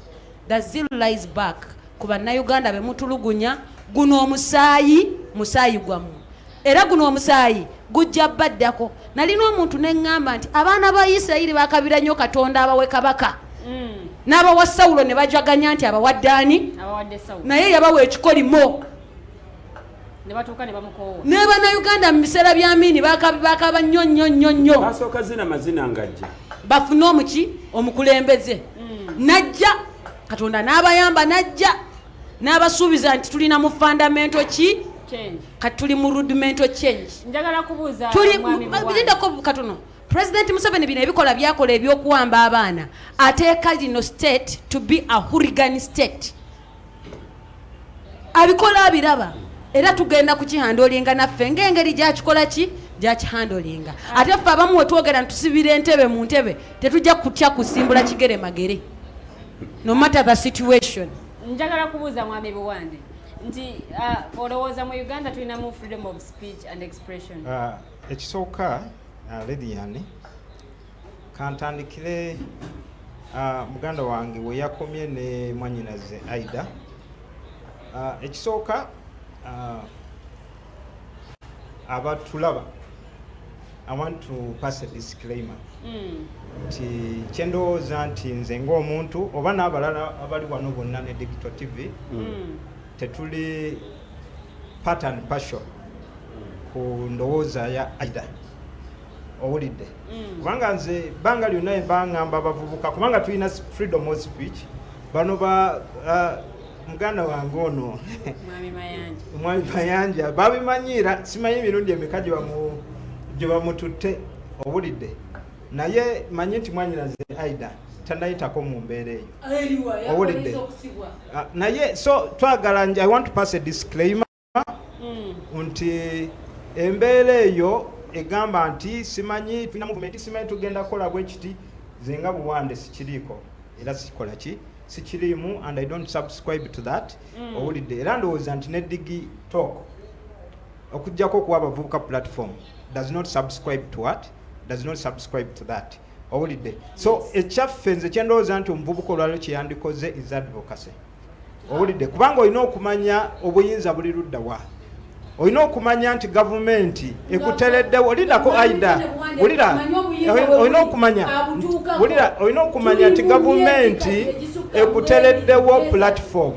Owulidde kyova olaba nti ne mwami Kyagulanyi era bamugambye ne bannamateeka be bonna abasajja abategeevu abali reasonable looza n'abazungu abo betuwulira bamuwagira bamugambye nti genda mu kooti. Owulidde nabagambye nti tulina okwewala embeera gye bajja okubuuza nga tolina bw'okola ki bw'oginyonnyola naye ng'ate bigambo wakoze eki wabyogedde. Kikulu nnyo kubanga tutambulira ku TV tutambulira ku radio ebbanga lyonna. Olina okusigala lindako olina okusigala ng'oyogera nakuya okusobola okwadvocatinga togenda kwogera ng'oli mu ssero somewhere. Owulidde yes olina okusigala ng'okola ki olina okusigala kati nga ggwe nga komanda gwe mmanyi. Owulidde ebitiibwa ebyo olina okweprotectinga n'omanya nti ze nakuya Aida nyina okusigala nga nkola ki nyina okusigala nga njogera nga looya. Ekyokubiri unze nabagambye nti embeera eno kati nga ffe abawagizi ba NRM tetujagala lwaki tetujagala kubanga etuvumaganya Ng'ekibiina. etuvumaganya ng'ekibiina ate era embeera eno kubanga olwaleero eggwanga if the nation is going to disintegrate into chaos owulidde tiyagasi tamanyi wenyalemu tiyagasi kubanga bakuba tiyagasi ne mu masomero mulaba nga abaana ababadde basoma nabo banyiza abato owulidde ab'omu ddwaliro nga nabo bakola ki nga bakoseddwa kyova olaba nti ffe nga ffe tusigala tukola advocacy owulidde nga twogera era nga bwenziramu okikkaatiriza wano owulidde ntugamba nti bannaffe abakwasa ebintu ebyo eby'amateeka bagezeeko okulaba ekiteesaawo rule of law is to maintain stability. Buli lwova ku rule of law the country disintegrates into chaos. Owulidde so nze njagala mbeera objective ate njagala mukole ki muntegere bulungi era n'ekirala bwana mayanja saagala ogambe nti gavumenti teri abyogerako ensonga gavumenti does not transact from the press. It does not. Owulidde cabinet etuula ne badebating ebintu bino owulidde no they don't debate to kidnap ne bateeka kyovola abantu waliwo ne parliament olwaleero ejja kuyita minister wa internal affairs annyonnyole emuteeke ku ki emuteeke ku nninga owulidde ate mind you kyenjagala lwaki sagana comparinga bino because olwaleero mayanja kuwa kyogedde nti abantu bwe babakwata babatwala mu kooti naye abedda babakwata nga ne babatta owulidde ne babateeka ku gundi ku firing squad bano ba edi mutwe boyogerako babatutte mu kooti babatwala mu kooti yo gavumenti neja maybe mu nkola yaayo okuzinterest zaayo ne beating system ne atis babatwala mu kooti atis omuntu we bamukwata omanya gyali omanya nti njagenda ku polisi ekugambe noonyaako wali nti naye mulinda ajja kumaliriza agenze muki ajja kumaliza agenze mu kooti ensonga y'okuwamba abantu nga tusoose ne tugiteekako wabbali njagala tutunuulire okwogera kwa Katikkiro wa Buganda nga tetunagendayo mukyala Lilian njagala muganda wange Anthony n'obwowembeefu obungi njagala okimanye nti ekkomera ne bwe bakusibira wakawo kasitalifuka ekkomera such a very ugly experience. I am talking out of experience. I know. Therefore, tell you now Uganda abeera ne aspiration into once upon a time I wish I could go to prison. So twagala genda ku beach simukomera. Waliwo circumstances ezituleese oku ending up makomera emirundi n'emirundi. Ebyo bye tutestinze yensonga lwaki twogera ebigambo eby'obukambwe eri ababaninzapo mu mbeera eri agriya okusinga nange yange aprotestinga nemala nensibwa kiki kyetugezaako okugamba nti embeera eno eriwo erina ekigireeta right njagala tukiriziganye nabo erina ekigireeta one of the solution is not going to be insisting mu kasita tubatwala mu kooti nabadde bubezi wansonyi olwa digital platform gye tuliko obutamenya bafudde nga kyokka mawanga agalina real citizens twandibadde accountability tetugisabira na mu kamera we would be out on the streets nkugambye nti Zebra a celebrated boxer one time made Uganda proud mukazi we kati namwandu abaana b'enfunzi tetumanyi oba balina n'emmere gye banaalya ku Easter and I can go on mentioning names and names bano be mwakuba amasasi Arua there are many we are just being careful okugamba nti okogera kubali ku kidnap lwansonga ne bwe tunayogera siri njeno netugwira yasini si wakudda omusirikale yamukuba amasasi oba yali mu uniform oba tali mu uniform probably is enjoying his pension ne promotion ye abana banyanzi katonda yalabirira ntegerekese so nga tukondeminga because kimu kyenkwagadeko you have the ability okukondeminga ekibuzaawo baana now nkutuma there are various means of advocacy to advocating la wanoka oli mukulembeze mwenale forget about government kubanga ogambe government etula nze bigambo mbyogedde kusinziira ku statement minister gyakoze mu parliament. I want to presume nti bavudde mu cabinet because kada speaker yabagamba mujje ku lunaku bwe luti munyonyole parliament ku bantu ababuzibwawo. So minister n'agenda ku floor n'agamba you are saying 44 but actually they are 41. Out of 41 it is only 13 that we don't know. I want you to imagine more in your inner heart of hearts. Nti a minister of internal affairs, a one-time army commander, right? A UPDF soldier who's ali under oath okukuuma bannayuganda ku nsalo obutafuna ki. So batubanga tulina bannayuganda 13 ababuze mu Uganda. One, we don't say mu Sudan yatulumbye nejja ne batutwalako. Rwanda mpozi tubaddewo n'abugulo ngatanaawo ne Rwanda. Si Rwanda ye yabachemye. Naye minister tugambe tetumanyi gye bali. Nze awe nkusabira ng'omukulembeze. Nkolerayo ekintu kimu kyokka, I'll join you. Genda otule n'aba NRM abavubuka abakufaanana. Mugambe chairman wa NRM ne secretary general. Nti minister serving mu government yaffe at Walodiru. Bajana gamba bannayuganda tutamanyi bannayuganda 13 gye bali. Waliwo omwami yalinga chairman wa youth maliriza. I'm giving you reference. Let me give you this reference. It's a food of thought. Nti omwami yali chairperson wa youth ya UPC.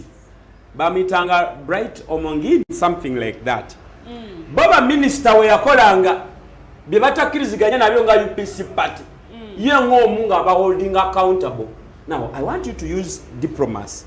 NRM U3 or U3 Dangans mubuze minister, where are the 13 people?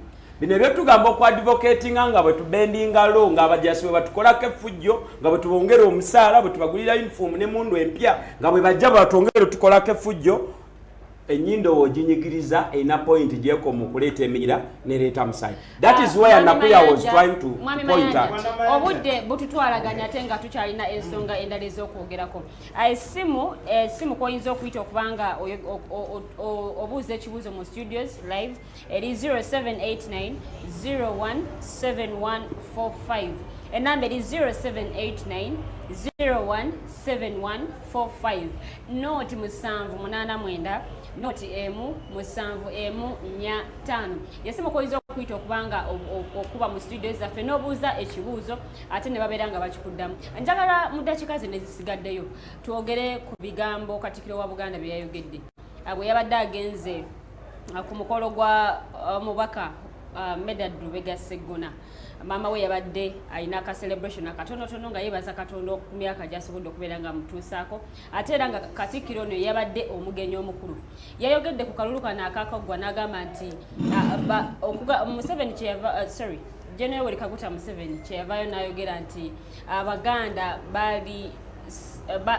balinamu kyekubira nga balonda nti bateekawo obusosoze mu mawanga. Yagamba nti abantu bano balonda okusinziira ku busungu bwe baali balina ku biki bye baali balaba byali bigenda maaso mu ggwanga. Okugeza nti mu malwaliro abamu balaba nti teri ddagala mu malwaliro ate era n'ekiwamba abantu ekigenda maaso mu ggwanga.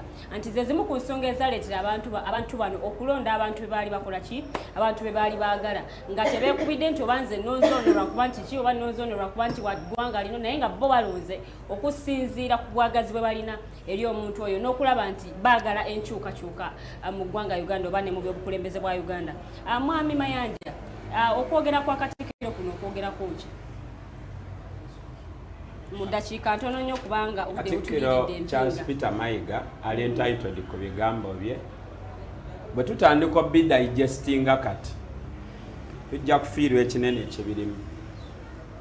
Nze sikkiriziganya na ndowooza ye bw'oŋŋamba nti abantu balonze okusinziira ku busungu. The question is, bwe tunokolayo constituency emu ne tuteekamu omubaka eyalondeddwa kati eyo liba ddagala. Mayiga so tukakasa nti eryo lyeddagala. For instance, nti babadde n'ennyonta ey'okukyusa abakulembeze. Mayiga Katikkiro simusuubira kubeera mu debate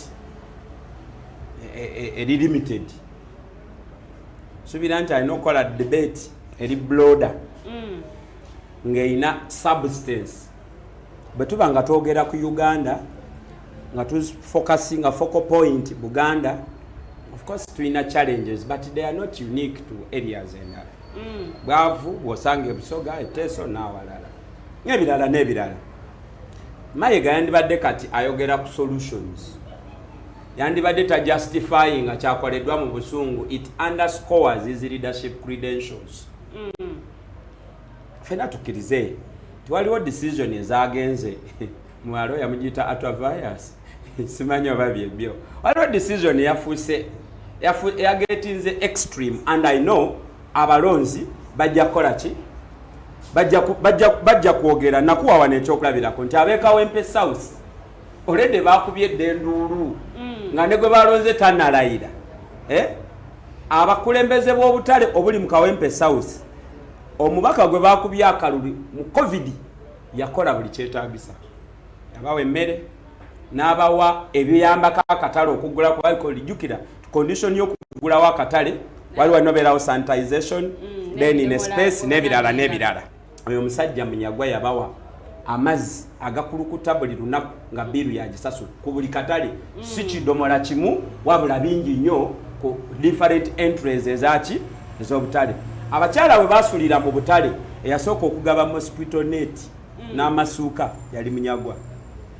Abantu bwe bamukubya akalu badde balowooza ajja kutuula awo akole ki ye n'asitula ebibye n'abijjawo kubanga temwabisimya akalulu kategeeza ti bino bye badde okola weebale tebabisimye tebabikkiriza ne balonda omulala oli bwe yabijjawo kalaga akatale kali exposed essaawa yonna minisita agenda kukaggalawo kubanga tekakyatuukiriza ki mateeka. Sirowooza nti mu submission ya Mwami Mayiga kwezi nzo kwayadde ku pate ate Mwami Mayiga mumanyi ye promota w'engule nambeemu gutali musango.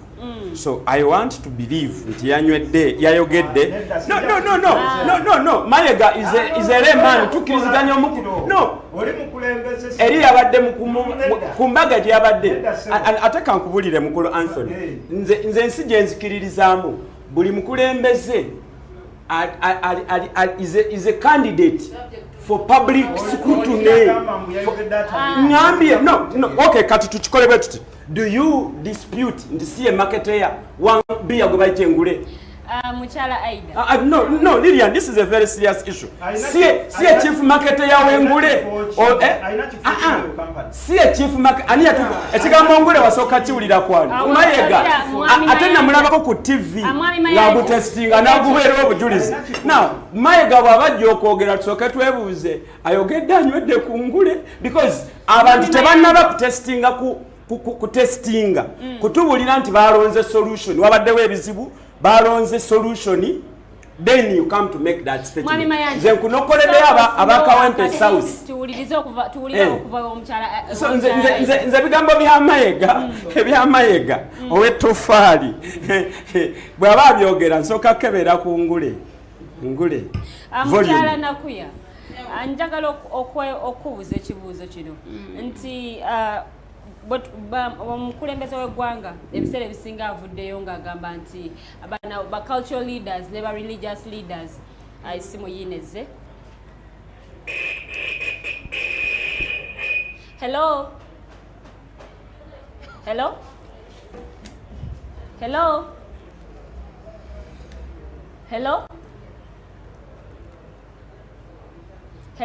Tukute yogera.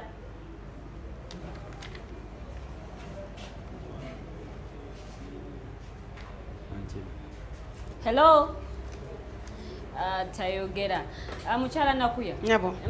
Awo wenyini weneebuuliza nti tulabye omukulembeze w'eggwanga ng'avaayo ng'agamba nti ba cultural leaders bano ne ba religious leaders ate bakkirizibwa ku participating mu politics. Olowooza Katikkiro wa Buganda Oweekitiibwa Charles Mayiga ate ye si kyekintu kyekimu kyakola ate nga baagaanibwa? Katikkiro wa Buganda Charles Peter Mayiga bwe yabadde ng'ayogerako ku mukolo gwe yabaddeko ejjo. Yogedde statement n'agamba nti abakulembeze abantu be balonze be batuufu be balina okulonda tebalonzerwa wave eno eriko oba omuyaga gw'ebyobufuzi oguliko. One, nze wesikkanyiza naye nti guno omulundi ate ogutaliiko nga mulundi mulala gwe mulundi abantu gwe basinze okulonda abantu nga tebabamanyi mukyala tebamanyi Nakuya babafaanana tewamanyi na kye bakola so naye mukyala Nakuya yasimba wakati awo waliwo akubye. Hello. Hello. Hello. Hello. Tukuwulira, buuza kibuuzo kyoyagala okubuuza ku the voltage. Hello.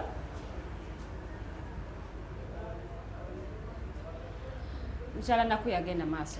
Ku mulundi guno okusinga naddala ku kifo kya member parliament we nalabye abantu bwe basinze okulonda wave nga bwe kitabangawo abantu balonze omubaka nga ne w'omuzaayo the following day n'agamba nti nze gwe mwalonze bajja kubuuza ate gwe twakulonze ku kiki so ekyo mwemmeega nze ndowooza yakibuuziza amaaso katikkiro wange but I want to zeal nga tetunnamaliriza ogenda kunzikiriza wa Lilian ku nsonga ez'okubanga nti ndi mukyala Muganda era ngondera Ssaabasajja Kabaka wa Buganda sijja kulaba nnyo Katikkiro Charles Peter Mayiga Mukamwa kulw'ensonga ezo so nga njagala we twatandikidde debate njagala nga tetunnamaliriza abantu bamanyeeko ku bintu ebifaanako we bityo ntwale twebuuza ku speaker abeera ne manifesto biki speaker byayina nze credentials nabadde njogedde initially nzikiriza nsaba briefly onzikirize ntegeeze abantu ku mirimu gya speaker ngenda kuwa eddakiika nga 2 nga tulatera okumaliriza njagala mwami Buwande abeeko ekibuuzo kyaddamu. Hello. Yes sebo tukuwulira. Mwebale okuweereza bannaale. Weebale kusiima sebo. Amanya ne gy'osinzidde. Amanya abantu Katende James beeyogerere. Weebale kulaba mwami Katende James. Tekuwulira bulungi. Ekibuuzo ky'obuuza mwami Katende. Program tukiraba nnungi lwakuba network n'ekisonguwa nnyo. Mwami Katende network nsonga eri general tugezaako nga bwe tusobola. Yeebale nnyo okuweereza. Naye njagala omubuuza ye abeera alaba ebintu NRM byekola oba President Museveni ddala byebisaanidde okubeera nga bikolebwa agenda kubanga akuddamu ali ku intaneti gye tukozesa kati abantu abandi badde basaana okubeera nga bayigirizibwa okuyita ku mikutu nga gino emigatta abantu ate nabyo bagijjeeko kakati awo NRM tugere maaso nga tugiwagira oba byekola bye bituukisewo. Mwami Katende bagenda kubanga bakuddamu tweyanziza nnyo ekibuuzo kyo. Okay, kantandikire Katende then nkomeo ku kya Katikkiro. Of course mu Uganda wakyaliwo ebintu bingi nnyo. Nze nabagamba bwe nzija mu programu zino mbeera so objective. Owulidde nti olwaleero to the reality amazima gazuuse kubanga olwaleero abaana abasinga basomera online. Owulidde mobile data gwe tukozesa is very expensive. Our ICT infrastructure kwaba otuuka just wano ku muliraano Kenya ojja kwesanga nga gundi hotspots ziri kumpi buli wamu. Owulidde abaana basoma abaana bakola ki mu gavumenti abaana bawadde bu laptop bakoze eki. Owulidde naye olwaleero university evaayo negamba nti mugenda kusoma online buli mwana alina tumwetaaza laptop. Owulidde so of course we cannot shy away ku kino era twandigambye nti gavumenti ku nsonga eno kino ekya covid ekitubaddeko kibeere kiggula maaso. Owulidde waliwo areas tulina okuteeka munabadde ntandika wano nti tuli mu mulembe mupya kati mulembe gwa IT. Owulidde gwa technology we even going artificial technology kati ensi endala zatuukayo dda. Owulidde waliwo issues kati ezirina okuba nti zitwala eggwanga mu maaso zeze ensonga za IT government eziteekemu amaki eziteekemu but of course tutunulira budget yaffe teyenkanankana ya Kenya tenkanankana kano kasi katono ate kali landlocked niwankubadde tukabeeramu. Owulidde netulowooza kubanga netulowooza nti bwe tuli embeera mu America nga bweri mu America bwena okuba no budget yaffe kyali ki tubadde ne covid tubadde mu kwewola bwewozi. Owulidde no kyekyo tubadde mu kwewola. Owulidde abadde very clear n'agamba nti programs bweziti abantu abandizirayo balina kuzirabira ku internet eziri informative to the nation. President Museveni yakozesa obuyinza bwe nga president n'ashutting down internet. Right now people who are accessing it were even threatened okusibwa kubanga bakozesa VPN. VPN has nothing to do with accountability and the budget of this nation.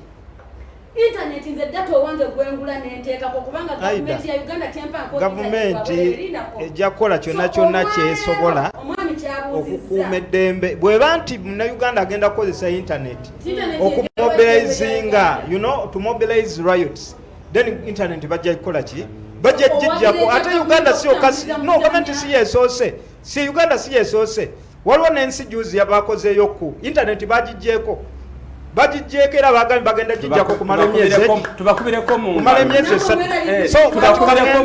kangende ku nsonga ya Katikkiro ekisooka bwana Mayanja sikiriziganya nawe bino birowoozo byange mbadde njagala awo wenyini ku nsonga ya Katikkiro wa Buganda mbadde njagala okubuuliza nti Abuganda tugirabye ng'evaayo nnyo okugera ku nsonga z'ebyobufuzi oba n'obukulembeze bw'eggwanga Uganda. Kingdoms endala zo ziri ludda wa mu kino? Okuva edda Buganda babadde bakulembeze mu Uganda owulidde era be bakwata omumuli bw'osoma ebyafaayo constitutional history wa Uganda be bakwata omumuli kyova olaba nti twalina ne Kabaka Mulamba wano yasooka yali president yakola ki yali president yasooka owulidde so kakati Mwami Buwande ngenda kusaba okozese eddakiika emu n'ekitundu so mu dakiika emu twagala kuba ziwano mu Buganda ndi mujjwa mama wange mukyala Nakiyingi owulidde kati goli kojja so ensonga wano nyina stake y'amaanyi nyinawo n'ettaka ebukojja dene owulidde so ndi mujjwa so nono tuziteekamu ekitiibwa Katikkiro tumusaamu ekitiibwa ky'amaanyi owulidde era bw'oyogera ku bigambo bya Katikkiro obanga alabye Kabaka muki obanga kati tosobola kuvaayo owulidde n'ogamba mbu simanyi yabadde anywedde engule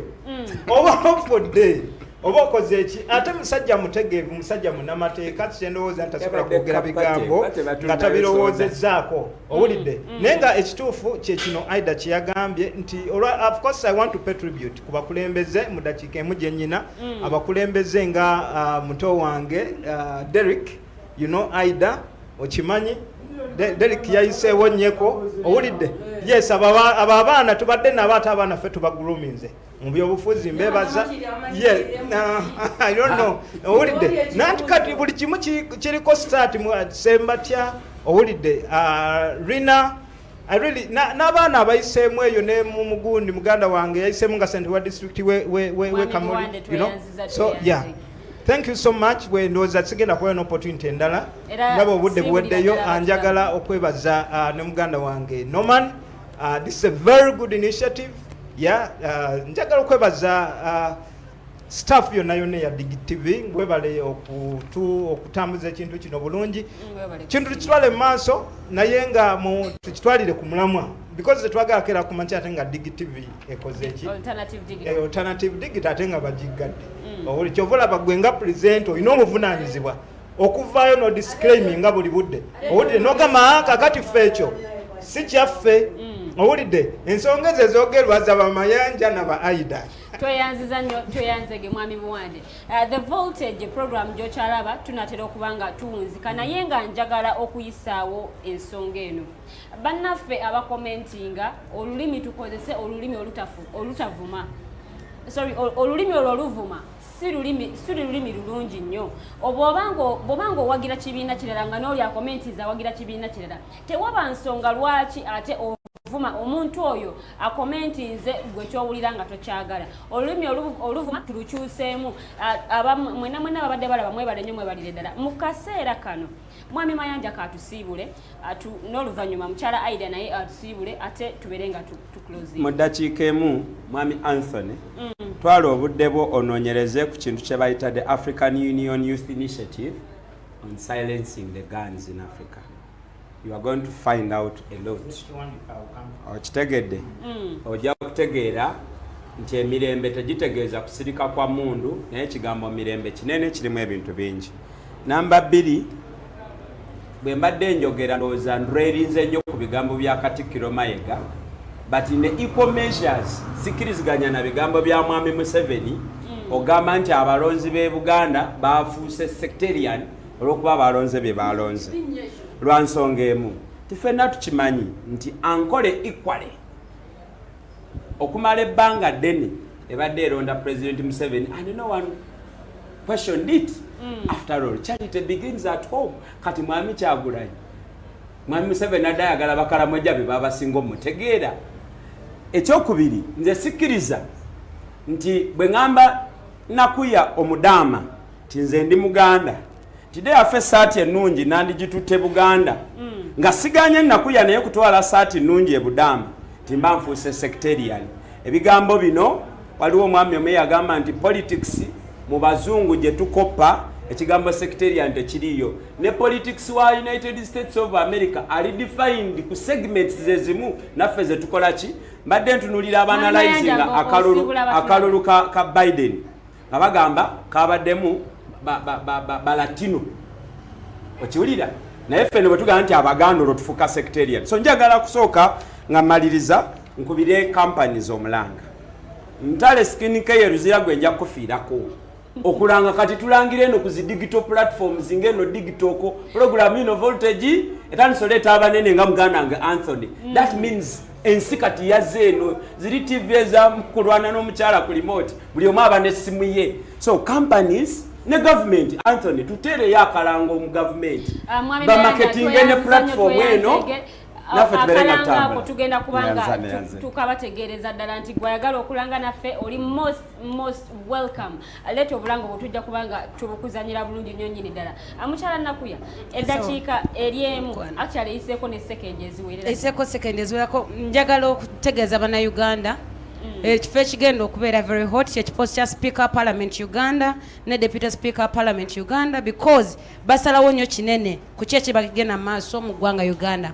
Speaker Parliament tayina manifesto gyatambulirako. Emirimu gya Speaker Parliament giri well stipulated in the law.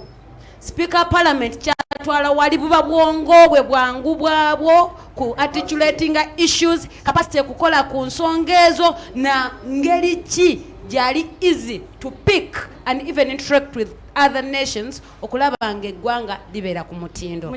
So mbakubiriza abatuwuliriza era abatulaba mugende musome article 82 of the Constitution of the Republic of Uganda mumanye Speaker Parliament kikyalina okukola.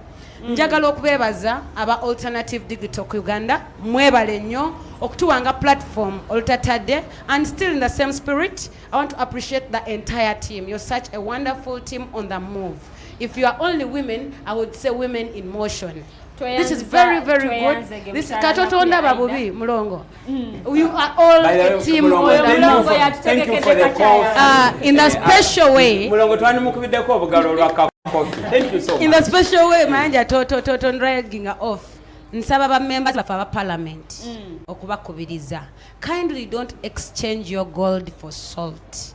Temutunda kalulu kamwe ku nsonga ya speaker na deputy speaker parliament. Tuyanziza nnyo omukyala Aida Nakuya ababadde bagala okuba amasimu.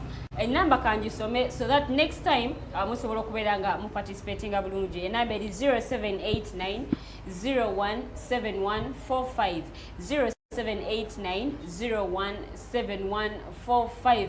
Ye studio line osobola okubanga tuli mu studios nosobola okubeera nga obuuza ekibuuzo kyonna kyobeera oyagala okubuuza. The Voltage ye program gy'obadde olagano masannyalaze gennyini ate era woolyawo wennyini wegakubira n'owulira nga naawe oyagala obeeko kyokola ki obeeko kyoyogera oba obeeko kyoteesa. Tweyanziza nnyo tweyanzega abagenyi baffe tukyaziza olwaleero ate tetugenda kubanga tusukka wano. Amanya nze omumbejja Luwede Lilian nkoze n'omwami Mukose Arnold Anthony nga yabadde mu control room. Omukyala Teddy Tenjo Nabukera yali ku kamera awamu n'omukyala Elizabeth Musiitwa bebali ku kamera olunaku luno olwaleero. Omwami Jeremiah Mukiibi ye yabadde director waffe era nga atulagirira nti wano mukyuseemu wano mukyuse wano mukyuse wali. Omwami Kato tumusiime yatutegekedde kacaayi kano akalungi era nsuubira nti ku Lwokutaano Kakulu yagenda okuba nga atutegekera kacaayi kano. Kijja kuba kizibu okwawula oba Kato oba kakulu atusenkana olunaku olw'enkya ku Mighty Drive temugisibwa nate n'omulangira Nakibinge nkujukiza programu eno ebeerawo ku Monday n'olwokutaano ssaawa emu ey'akawungezi mpaka ssaawa 3 abalina ebirango tubyaniriza tusinkana omulundi ogujja mweraba.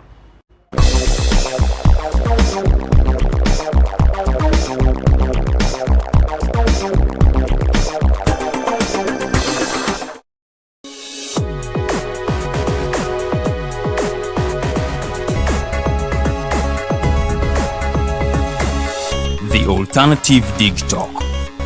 Real issues, real talk. The world is at a critical moment of providing